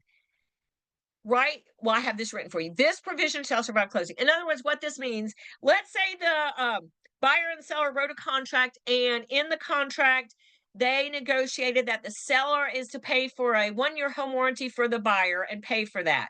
Well, you go to closing and y'all forgot to call it in, and you close and the seller never paid for the buyer's home warranty. A week later, the buyer says, "Hey, where's that home warranty?" And you're like, "Oh, I'm so sorry. We forgot to address that." Buyer's agent calls the listing agent, says, "Hey, guess what? We forgot the home warranty. So I need your seller to go ahead and pay for that home warranty." Seller says, "Nope, I'm not obligated to anymore. We've closed." That is correct. That does not survive closing. Let's say the seller said they would fix something, didn't get it done until after closing. Or didn't get it done, said, "I'll do it after closing." You close. Guess what? Seller, you need to go fix this. Nope, we've closed. Those provisions do not survive closing in and of themselves, unless you add this magic phrase when you're writing the offer, you buyer's agents, let's say that you do the home warranty, you're going to add this magic phrase, "This provision shall survive closing." Then in my example, you closed, you forgot to call it in. Buyer's agent calls the listing agent, says, "Hey, I need your seller to pay for this. We forgot to call it in." Seller's agent says, "Nope, we've closed." Buyer's agent says, "Nope, guess what? I took Dana's class and we wrote in that magic phrase, 'This provision shall survive closing,' meaning the seller is still legally obligated to do that." And the listing agent says, "Ugh, you're right. When's Dana's next class?" Just kidding. But anyway, that key is important for something that does not automatically survive closing, that phrase. Here's where all the terms are defined. If the contract just says day, that's a calendar day. Binding agreement date, it's defined again. Broker, anytime the contract says broker, it also means you, affiliated licensee. A banking day and a business day is Monday through Friday, excluding federal holidays. Client, we've already talked about that. Closing, here's what a closing is. A closing is, it's defined here. This was added, I believe, in July of either January or July of last year. A closing is when the parties sign the paperwork, funds have changed hands. So the loan was funded, it gets recorded, so forth and so on. So what this means, and you experienced agents, we've heard this for years, a property is not closed until it is funded. Until the money has changed hands, you are not closed. So sometimes you close, I don't know, 6, 7, 8 o'clock at night. Technically, you're not closed unless it is funded, or somebody's getting money from a 401k and it hasn't come through. So this is what the definition is of when the deal has actually closed. Compensation, day, customer, we've gone through all that. This is a warning about cyber fraud. Again, do not email wire instructions, and tell your public if they get an email or a text message about a change in wire instructions, it's probably a bad guy looking to steal their money. This is the section where I addressed a little bit earlier. It's so rampant right now. Vacant property. We have a lot of criminals attempting to sell properties they do not own by posing as owners of those properties. This is a disclosure and disclaimer about that. If any of y'all get my newsletter or watch my YouTube channel, Real Estate Made Crystal Clear, I have addressed a variety of steps you as an agent can take to help prevent this before anybody gets swindled. This is the limit on brokers' liability, that under no circumstances shall the broker have liability greater than the amount of compensation paid. If no compensation, $100. And same thing for wire fraud. Again, remember, the courts can make any decision they want to make. And then this is where you reference any exhibits used in the contract. You're going to check the box and label it with a letter A, B, C, D, E, F, G. Any exhibits and addenda listed below or referenced herein are made part of the agreement. Make sure to check the box and label it. And then this is where you write out special stipulations. Then this is where they sign. So first, this they added a few years ago, where it says, by signing this agreement, buyer and seller acknowledge they've read the contract, they understand the agreement, and they agree to its terms. In 2025, what they have added new as a hint, if you guys are working with a corporation, an LLC, a trust, an estate, they've given us a clue as to how to sign it. It's brand new in 2025. Let me go that down. If buyer or seller is a legal entity, this agreement must be signed by one or more authorized persons as required in the entity's legal documents. The person's signature must include the capacity in which the person is signing, such as trustee, general partner, manager, president, etc. So again, that's just a tip. Thank you from GAR. That's brand new. Buyer, seller, sign. Again, if you're working with your public people as a client, you do not need this contact information. If you're working with your public person as a customer, they have not signed a buyer brokerage agreement or a seller brokerage agreement, you need one of these. You either need their physical mailing address or an email address or a fax. Not a cell phone, but an actual email or a physical address. Here's where you guys fill in your firm, the firm license number, your name, your license number. Again, if you're working as a team, it has to have not only your license number, but your team leader's license number. And here's where the binding agreement date is filled in. Woo! Let's take a break. It's 11:27. Let's come back at 11. Let me pause the recording. Give me 1 second.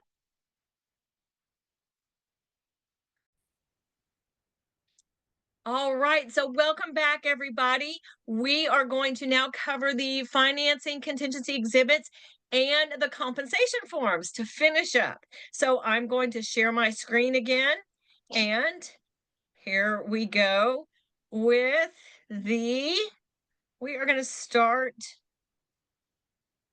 with let me show you guys first here. I have this in the handouts available to you.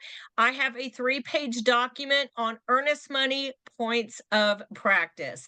Please, I encourage you guys to take a few moments and read through this regarding following up. I've addressed a little bit of this throughout the class. Checking the policies of the holder of the form of funds, not to commingle funds. Generally, if the buyer is going to send the holder the money directly, what they need to do to make sure it gets attributed to the correct property, liquidated damages, the address. Anyway, a lot of information that's helpful for you guys, point of practice when addressing earnest money. Okay, but now we are going to move on to the financing exhibits. So we're going to start with the conventional loan financing contingency exhibit. The FHA and VA and USDA, but I'm not covering USDA in the class. A lot of the changes are the same. So this is the or a lot of the issues are the same. This is the 2025 version. And the first thing you fill out is, of course, the buyer agrees to apply for a first mortgage. So you're going to check the box, put in the loan amount, the percent of the purchase price, the term, not great, the interest rate, so forth and so on. You're going to check with your lender regarding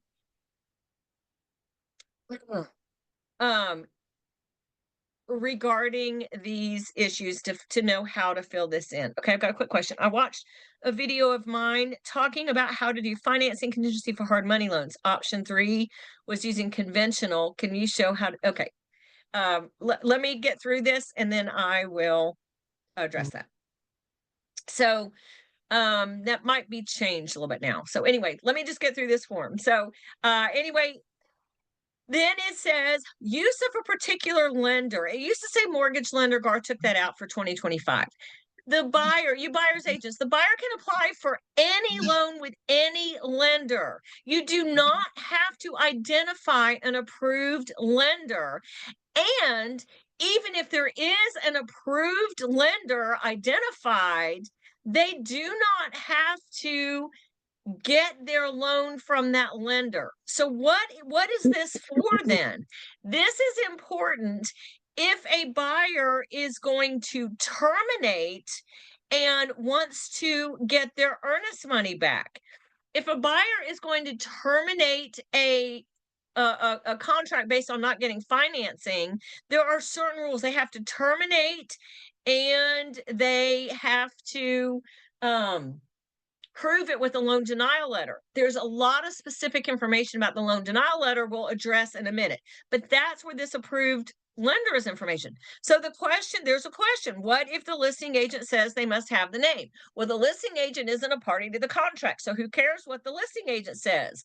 However, if the seller requires that the buyer write down an approved lender, the buyer needs to decide, is this a make it or break it issue? Am I going to put down an approved lender, or am I going to go find another house or negotiate tonight? That's a point of negotiation. Again, they don't have to get their loan through that, but if they're going to terminate, then they have to get the termination notice from that approved lender. So again, listing agents have nothing to do with it. Buyers and sellers can negotiate through that. And then you fill in, don't leave this blank. You have to fill in the length of the financing contingency. This means the seller gives the buyer X number of days from binding agreement date to convince a lender to lend them the money to buy that house. This next paragraph is what happens if the property appraises less than the purchase price. If that's the case, y'all be careful. This is not a time frame for termination. Do not put your buyer in default on a low appraisal by sending a termination notice before this number of days from binding agreement date. That is a buyer default. This is the time frame that if it appraises for less, the buyer sends the seller an amendment to agree to sell for that lower price, not a termination time frame.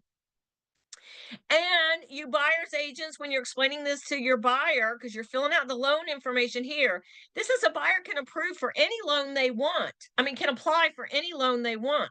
However, again, if they're going to terminate the two things, if they're going to terminate the contract, the loan denial letter has to be a termination of this loan described up here, even if they apply for another loan. And remember, we're on the conventional exhibit. If a buyer ends up the lender says, hey, guess what? I can get you a better deal with an FHA or VA loan if they're a veteran. The buyer cannot automatically do that. This contract is subject to a conventional loan contingency. The buyer, it says right here, buyer shall not have the right to apply for an FHA, VA, or USDA loan unless the parties agree to amend this agreement and add those exhibits, in which case this exhibit is deleted, is voided. Once a buyer, regardless of who's identified here or nobody, once a buyer has identified a lender with whom they're going to proceed, they're supposed to give the seller the name and contact information of the loan originator. Now, this is the description of the financing contingency, and it's what I said. Basically, the seller gives the buyer X number of days from binding agreement date to convince a lender to lend them the money. If they can't convince the lender to lend them the money, then the buyer has to send notice of termination to the seller before this time frame. And they have to prove it. They have to prove it with a loan denial letter, but that loan denial letter, they have 7 days from the date they send the notice of termination to send the loan denial letter. Now, here's where it says that loan denial letter, if there was an approved lender spelled out, that loan denial letter must be from the approved lender. If not, it can be from any lender licensed to do business in Georgia. More about the loan denial letter later. Brand new in 2025, if the property is subject to a master insurance policy or a condo, and the buyer has the right to terminate and get all their earnest money back if the lender cannot get it approved based on that insurance policy. But again, they have to prove it with the letter from the lender. And this right to terminate based on this issue and get the earnest money back goes through closing. Okay, but more about the loan denial letter. Again, if the buyer is required to apply with an approved lender, the denial letter has to be from that approved lender. If not, it can be any lender in Georgia. Now, the loan denial letter, very specific things. The loan denial letter may not be based solely on the buyer lacking sufficient funds. If the buyer doesn't have cash to close, guess what? They're not going to get their loan, but they can't terminate on this financing contingency. They're going to default and lose their earnest money. If they have a house to sell and they don't sell it, they're going to terminate and they don't get their loan because of that. The loan denial letter can't be based on that. Now, there's a separate protection for that if you use the sale or lease contingency exhibit, but just the financing in and of itself can't be based on that. They'll lose their earnest money. That does not meet the terms of this financing contingency.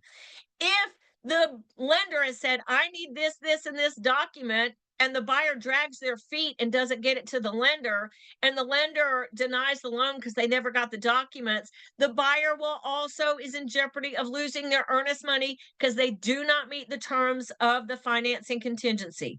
And then look at this one, y'all. If the buyer makes purchases that adversely affect their debt to income ratio, and they get denied their loan. In other words, they're under contract. And then there's a President's Day sale, and your buyers go out and buy a whole house full of furniture, cash same as credit, or same as cash, but it does hit their credit report and it changes their debt to income ratio when they get denied. That was their purchase that impacted their credit. They're going to get denied a loan. If that's the sole reason on the loan denial letter, they're going to lose their earnest money. And the lender not having completed underwriting the loan request. Now, this next section says we've gone past the financing contingency. The buyer did not terminate. Well, now the seller says, okay, I want some assurance from the lender that you have evidence that you have the ability to close. So the seller sends a notice saying, I want that evidence of ability to close. And there's time frames in here, and the buyer can send that. If the buyer doesn't send that, there's additional time frames. The seller does have the right to terminate. Those two, that this really doesn't get used a lot, because usually you run out of time because of the time frames in here and the time frame of the financing contingency. You're usually past the closing date before these seller termination rights come into play. Now let's talk a little bit about the appraisal contingency. If the remember, we have that time frame here. Let's say this is 21 days. Again, this is not a time frame for the buyer to terminate if the appraisal comes in low. So let's say we have 21 days there. Here's what it says. If the appraisal comes in less than the purchase price, then the buyer has, in this example, 21 days from the binding agreement date to send this amendment, F713, the amendment to the sale price, along with a copy of the appraisal to the seller that says, okay, seller, the property appraised for less than contract sale price. Here's an amendment to sell it to me for the appraisal price. The seller now has 3 days to either accept or reject or counter this amendment. Then, if the seller says, yes, I agree to the lower sale price, the buyer's obligated to go through and close at that amended sale price. If the seller does not sign the amendment in that 3 days, then the buyer has 3 days thereafter to terminate the contract and get their earnest money back. So, low appraisal, here are my notes for you. Before the end of the time frame in paragraph 4, buyer must send that amendment and a copy of the appraisal. Seller has 3 days from the date to accept, reject, or counter. If no amendment is signed by the end of those 3 days, then the buyer has 3 days to terminate and get a refund of their earnest money. You buyer's agents, do not default your buyer by sending a termination too soon. And again, the financing contingency is the lender's assessment of the buyer's ability to pay back the money they borrow from the lender. The appraisal contingency is an assessment of the property that the buyer puts up for collateral in case the lender made a wrong decision in lending the buyer the money. So that's the conventional loan exhibit. Now, a couple of slight differences with the FHA. FHA is a government entity that insures the loan. All this stuff is all the same. Filling in the loan, the approved mortgage lender can apply for a different loan, notice of intent to proceed. All of this is exactly the same. All of that's the same. Loan denial, all that we've just covered is all the same. All right. The slight difference is in a couple of slight differences. One is in the appraisal. In a government insured loan, FHA and VA, it's not called an appraisal contingency. It's called an amendatory clause. And remember, we read in the purchase and sale agreement, you cannot write a special stipulation that does away with this. A buyer can terminate if the appraisal comes in low. In this situation, in an FHA loan, you have to fill in the amount in numbers. If the property appraises for less than this dollar amount, bottom line is the buyer can terminate the contract through day of closing and will get their earnest money back. However, it's not an automatic termination right. So you experience agents, this is a change to the GAR contract that got made last year. It used to be the buyer had an automatic termination right. No longer.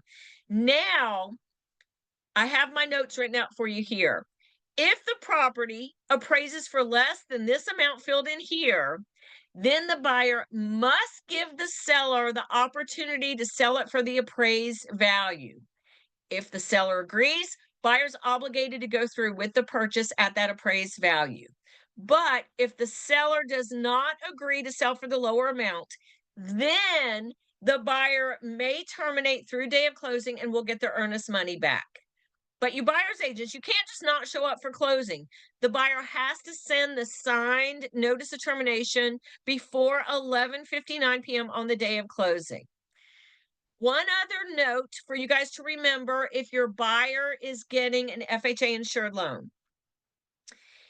If the buyer writes an offer to the seller and the amount of the sale price is one price and the seller counters with a different sale price, if the seller, here's my note here for you. If the seller counters a higher sale price, and the buyer agrees to it, the buyer must counter and reference this paragraph here, the amendatory clause paragraph, so that it matches the counteroffer. In other words, you do not want to go under contract with one sale price, but have the amendatory clause subject to a different sale price.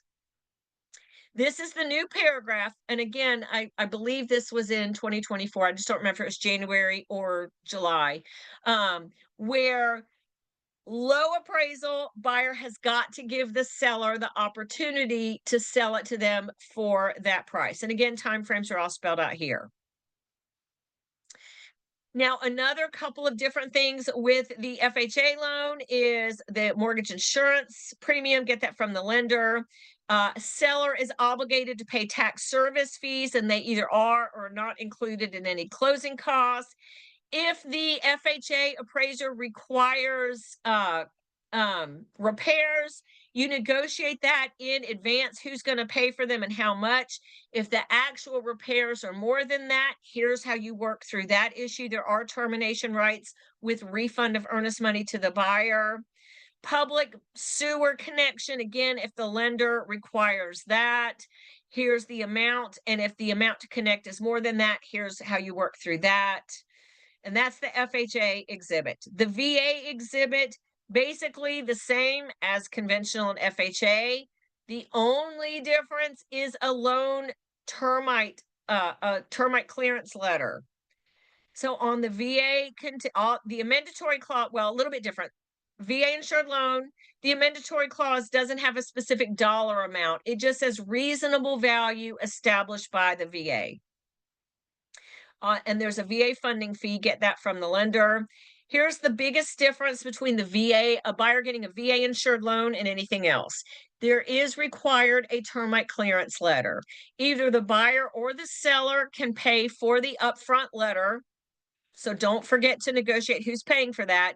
The letter has to be within 90 days from the date of closing. If there were active infestation or termites and there has to be a reinspection, the reinspection is obligated to be paid for by the seller. So all the rest is the same as we've already discussed. All right, let's talk quickly about how we get paid. How are brokers paid? A seller's broker gets paid in essence one way, from the seller. How is the seller's broker paid? From the seller. Where is that all established? If you're working with the seller as a client, it's on the seller brokerage agreement, either exclusive or non-exclusive. If you're working with the seller as a customer, it's on the authorization to show unlisted property. How is a buyer's broker paid? A buyer's broker gets paid three ways or in combination: from the buyer themselves, from the seller's broker, or directly from the seller. So in the buyer brokerage agreement or buyer customer agreement, so again, exclusive buyer brokerage, non-exclusive, or agreement to work with buyer's customer, not only does the buyer obligates themselves to how much compensation they are going to pay you, the broker, for their professional services. This amount that gets negotiated, this is the maximum amount that a buyer's broker can get paid for the buy side of a transaction, regardless of whom is paying it. If a buyer's broker is getting paid from the seller's broker, that's what we're used to as the traditional co-op compensation agreement. That is established. We're used to doing it on the instructions to closing attorney. That can also be expressed on the pre-showing compensation agreement or buyer's broker compensation agreement. I'm going to go through those in just a second. If the buyer's broker is getting paid directly from the seller, that's typically going to be in the purchase and sale agreement. Either the two most common ways are going to be with a special stipulation or the buyer's broker compensation agreement exhibit. There is a place on the pre-showing exhibit where the seller can agree to pay the buyer's broker directly, but that's rarely used on that exhibit. Rarely used on the closing instructions to closing attorney. And in closing costs, remember, if there's leftover money from the seller that the lender can't use towards prepaids, escrows, closing costs, the seller can use it to apply towards a buyer's compensation obligation to their broker. Now, with all of that in mind, let's look at the GAR forms. So this is the pre-showing compensation agreement exhibit. This is what you're going to use before a buyer ever sees a property. This form is typically used in a traditional co-op compensation arrangement where the seller's broker is paying the buyer's broker. So the seller in the listing agreement has agreed to pay their broker a big pile of money, and that seller's broker is sharing part of that money with a buyer's broker, traditional co-op. So we're used to doing that in the instructions to closing attorney. This is very similar to the instructions to closing attorney, but you're signing it before you show a property. Now you'll see in a second, there is a place where the seller can agree to pay the buyer's broker on this pre-showing compensation agreement. But that's rarely done because usually the seller isn't going to tell you how much they're going to pay a buyer's broker until they see the buyer's offer themselves. But nevertheless, here's the information. You fill in how long this is in advance. Remember, we're not in a contract yet. So this is just an agreement before you show the property that if the buyer buys the property within whatever, 7 days, 14 days, 10 days, then this is in force. Compensation being offered to buyer's broker. How much? Percentage of the sale price, you write it out in words and then the actual number, or a flat fee dollar amount. So that's how much, and this is who is paying it. The seller directly, in addition to what they're paying their own broker, or the second one is a traditional co-op, the seller's broker out of the money they're getting paid from the seller. And then it gets signed by the brokers. Again, very similar to instructions to closing attorney. If the seller is paying directly, again, usually the seller is not going to agree to pay the buyer's broker directly on this form. They could, but usually that's not the case. If the seller does agree to pay the buyer's broker directly, then and only then does the seller sign this form. All right, next form. F-259, the buyer's broker's compensation agreement. So you're working with a buyer. The buyer, you signed a buyer, let's just say you signed a buyer brokerage agreement, and the buyer is obligated to pay you, your broker, you and your broker, let's just a certain percent of the sale price for the services that you're helping them with the buy side of a transaction. You find a property that they want to see. You have no idea how much or if any compensation that the seller side, either from the listing broker or the seller directly, is going to pay the buyer's broker to offset their financial obligation to you. You have no clue, but the buyer wants to see the house. So you try the pre-showing, you can't get that filled out. So you write an offer. You write an offer. And the buyer says, okay, I am obligated to pay you a certain percent of the sale price for your services of helping me in this contract. But let's see if we can get the seller side to pay you instead of me paying you, right? Let's use their money. You buyer's agents, you're going to include this exhibit in your offer. Now, what this says is if compensation has already been agreed to, in other words, if you already have this F-258 signed and agreed to, you're not going to use the F-259. You don't use them both. If you don't have anything signed regarding compensation to the buyer's broker from the seller's side, you're either going to use this exhibit or a special stipulation. So let's cover this exhibit first. It's an exhibit to a contract, just like any exhibit to your contracts. You fill in the offer date, the property. Compensation being offered to the buyer's broker. Again, how much and who's paying it? Well, if it is shared, compensation shared by the seller's broker with the buyer's broker.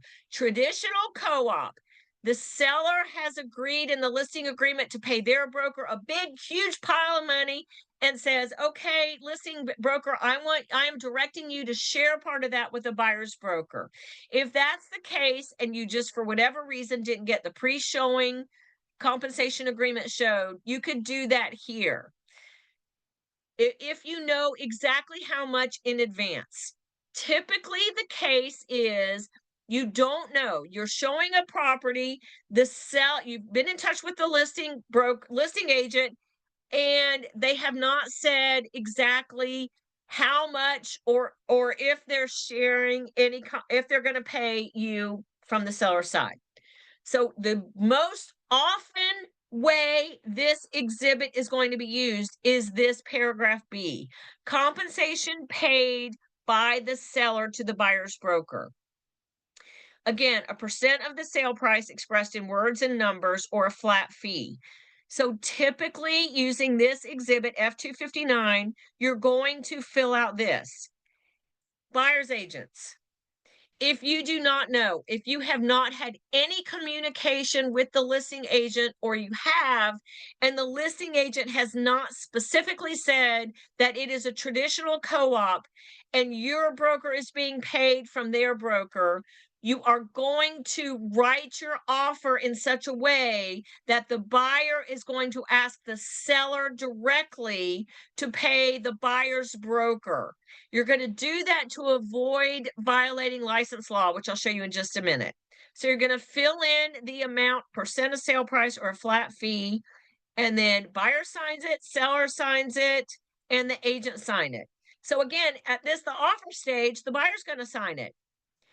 You listing agents, you get an offer and the seller does not agree to make this compensation to the buyer's broker, either the amount or whatever. The seller, just like anything, is going to write a counter offer and counter this. Let me show you one more way. Special stipulation. GAR has a special stip. Please do not write this yourself. Please, please, please use this special stipulation 620. So if you do this, you buyer's agents. GAR's given us a lot of options. Sometimes it's made it too confusing because of the options, but basically you're going to write an offer and you're going to add this special stipulation. Buyer hereby requests and seller hereby agrees to pay the buyer's broker at closing the following compensation for professional services: flat fee dollar amount or % of sale price. This next paragraph is key, which is why I want y'all to use the GAR special stip and do not write this on your own. This is so important to avoid violating license law. Nothing herein shall be interpreted as a request to alter, modify, or change the commission to be received by the seller's broker, if any, that the seller may have agreed to pay the buyer's broker in a set and written agreement. In other words, the buyer is asking the seller to pay their broker in addition to whatever the seller and their broker agreed. You're not adjusting the other broker's pay whatsoever. This is the license law that says you cannot impact the other broker's compensation. So either use the special stipulation. A lot of agents find it easier to just go ahead and use this special stip rather than F-259. If, however, you are going to use this F-259 and you're showing a property blind, meaning you have no idea about any compensation coming to the buyer's broker from the seller side, you're going to ask the seller to pay the buyer's broker directly. Again, so that you don't violate this license law. All right, one more. What about our good old-fashioned instructions to closing attorney? Well, you're definitely going to use these if it's a co-op situation. But let me just go over this a little bit. For 2025, GAR altered this just a little bit. They added some check boxes and a couple more signature lines. But again, instructions to closing attorney. And as I addressed at the very beginning before these compensation sections, seller's broker gets paid one way. Buyer's broker can get paid in 3 ways or in combination. So again, you fill in the buyer seller name, date of the offer, and the property address. So here's the one way the seller's broker gets paid. How much is the seller's broker getting paid? Seller's broker is getting paid by the seller whatever amount, written out in words and a % of the sale price or flat fee. 3 ways the buyer's broker gets paid. They all say buyer's compensation to buyer's broker. Either it's shared by the seller's broker. That's a traditional co-op. X amount of %. So, okay, let me go through these. Or the buyer's broker is getting paid directly from the seller, or the buyer is solely responsible for all the money to the buyer's broker. There is no dollars coming from the seller's side whatsoever. So if it's a traditional co-op situation, then the seller has agreed to pay their broker a big pile of money. This is going to be a big number. And the seller's broker is sharing part of that with the buyer's broker. So if it's a traditional co-op, you're going to fill out number 1 and number 2, and the amount in number 1 is going to be larger than the amount in number 2 because that's coming from that. If, however, the seller has agreed to pay the buyer's broker directly, either using F-259 or that special stipulation, or you could use this, then the seller has agreed to pay the seller's broker their portion, and the seller directly has agreed to pay the buyer's broker this portion. So if the seller is paying the buyer's broker directly, the number in number 1, the amount in number 1 and the amount in number 3 can be the same. The buyer's broker can get paid in any combination. The buyer's broker can get paid either a little bit from the seller's agent, a little bit from the seller, and a little bit from the buyer. The amounts in these 3 would equal the amount of the buyer's obligation that they agreed to in the buyer brokerage agreement or customer agreement. Now, a couple more things with this form. This is how much, so this is how this page, first page, is how much is coming into the seller's broker and the buyer's broker. This page 2 is how much is going out from the seller's broker and the buyer's broker. So if there's a fee or a commission rebate or a referral, anything like that, that the broker has to pay out, like they're paying for the home warranty, they're giving a commission, they're paying a referral to a company or something like that. This is the amount coming out from the seller's broker and the amount coming out from the buyer's broker. I have a couple of notes for you. A lot of people ask, well, now that we have F-258, F-259, special steps, all these other forms, do I still need the instructions to closing attorney? It is always a good idea to use this form regardless of any other compensation form. Just as a summary, let's keep everybody on the same page and then share that with both agents and brokers and the attorney and the lender. Just keep everybody on the same page and as a confirmation of what everybody has agreed to. And again, if the buyer's broker is being compensated by the seller's broker, then only the agents or brokers sign. If the buyer is paying the buyer's broker's compensation, there's a place for the buyer to sign. And if the seller is paying the buyer's brokers directly, the seller can sign. Again, a lot of this is redundant because we have the special stip, we've got buyer's broker's compensation agreement, and we've got the pre-showing. So it does get a little bit confusing. GAR, in trying to provide us with a bunch of options, sometimes makes it confusing. Again, I always think that it is a great option for the instructions, closing attorney, and summary. Would others be like a bonus from the builder?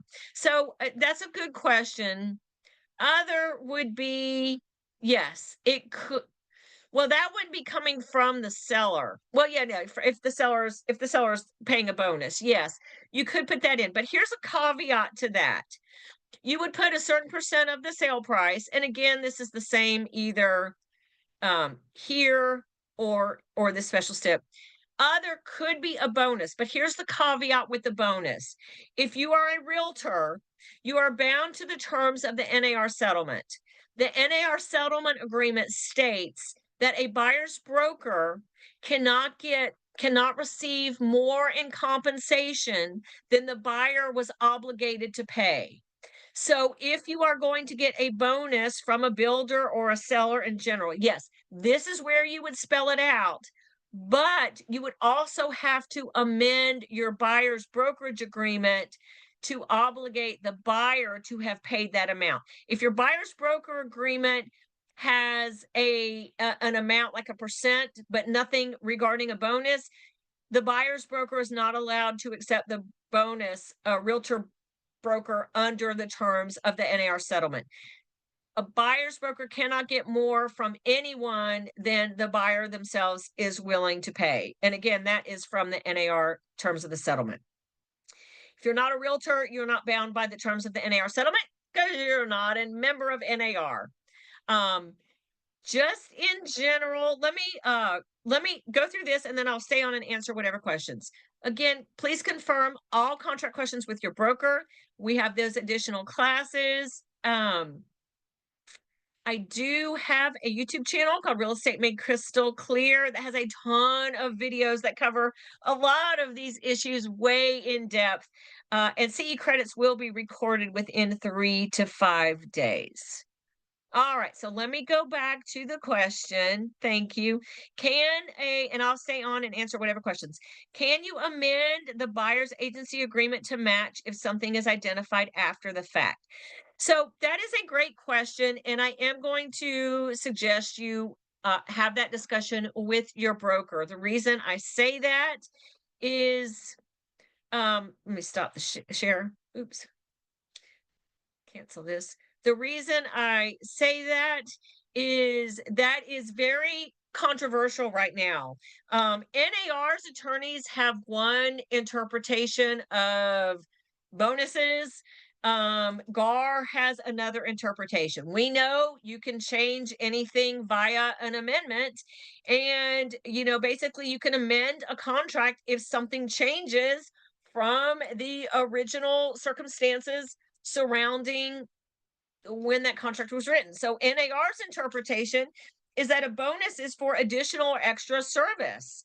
GAR's interpretation, as of the last time I've interacted with GAR on this, was that a changing circumstance.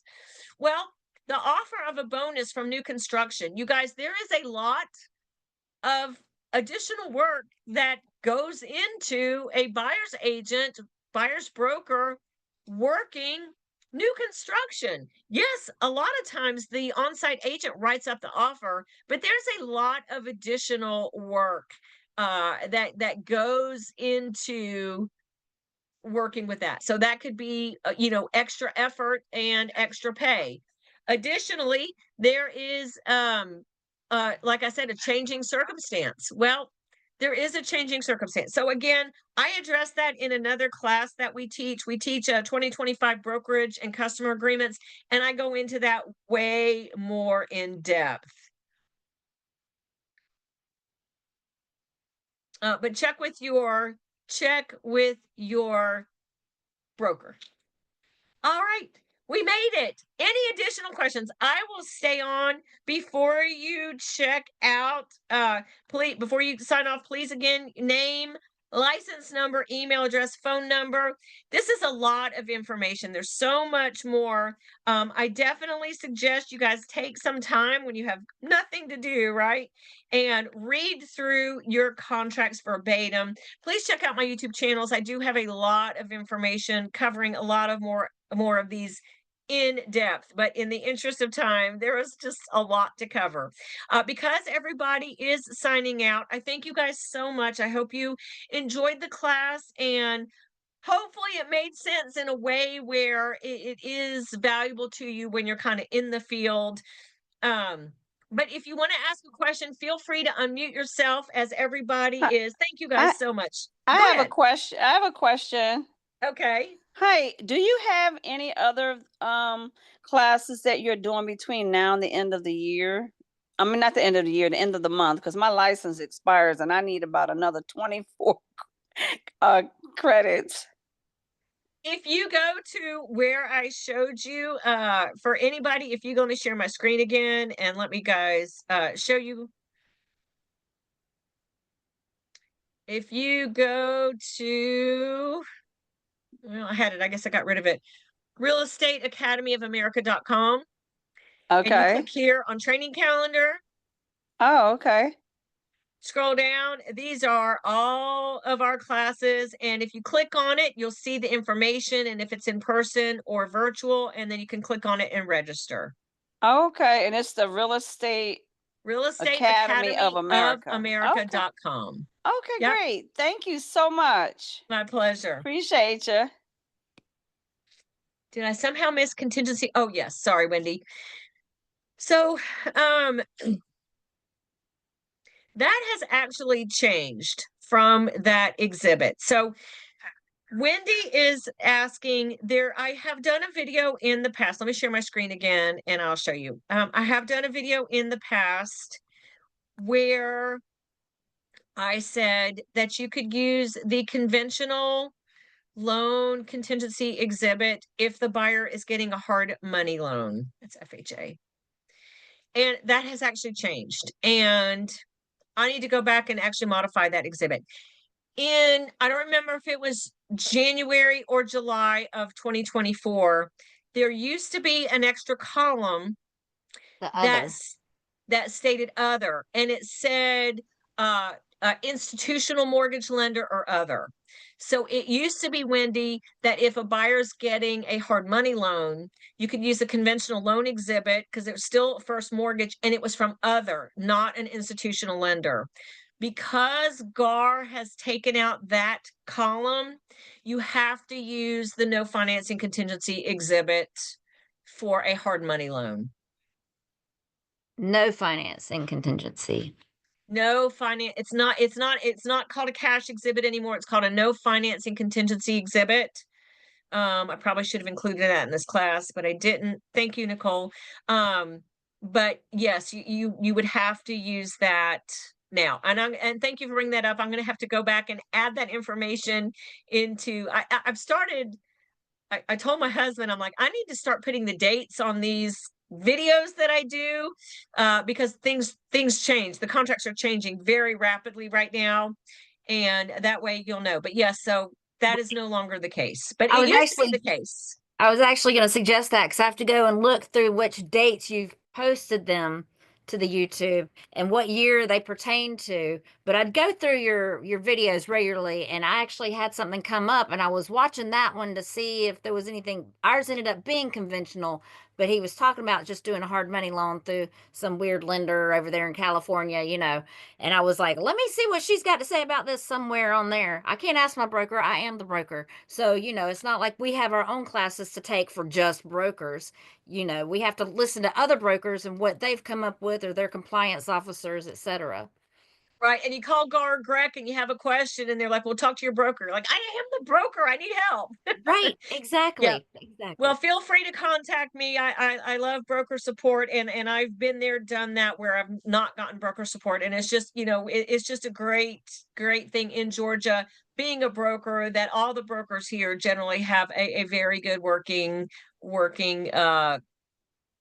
relationship. But I'll be more Yeah. than happy to share whatever I can in the best Thank you. interest of our profession and our clients and our agents. Exactly. Thank you very much for this class, and thank you for addressing that question, and I My appreciate it. pleasure. And I appreciate Thank your you. videos very much. Thank you for the tip. I'll go back and make that note on that one. So thank you, Wendy. Okay, thank you. You have a nice day. You too. Any other questions, everybody? You are free to go. You've been free to go. Just sign out. 3 to 5 days for recording CE credits. Thank you guys so much. I love teaching. It was just so much. I try to limit it a little bit and try to finish on time to be respectful of your time. Any other questions, everybody? Now, this is when everybody stays on to hear everybody else's questions. All right. Well, thank you guys so much again. A little bit later on in the year, I am doing a class on the brokerage agreements and customer agreements, and then a whole nother class on some of these other forms. All right. Thank you guys so much. Go continue to be a blessing with your license. Thank you Wait a minute, guys. is that broker class on the calendar already? Not yet. Mm-mm. Okay, thank you.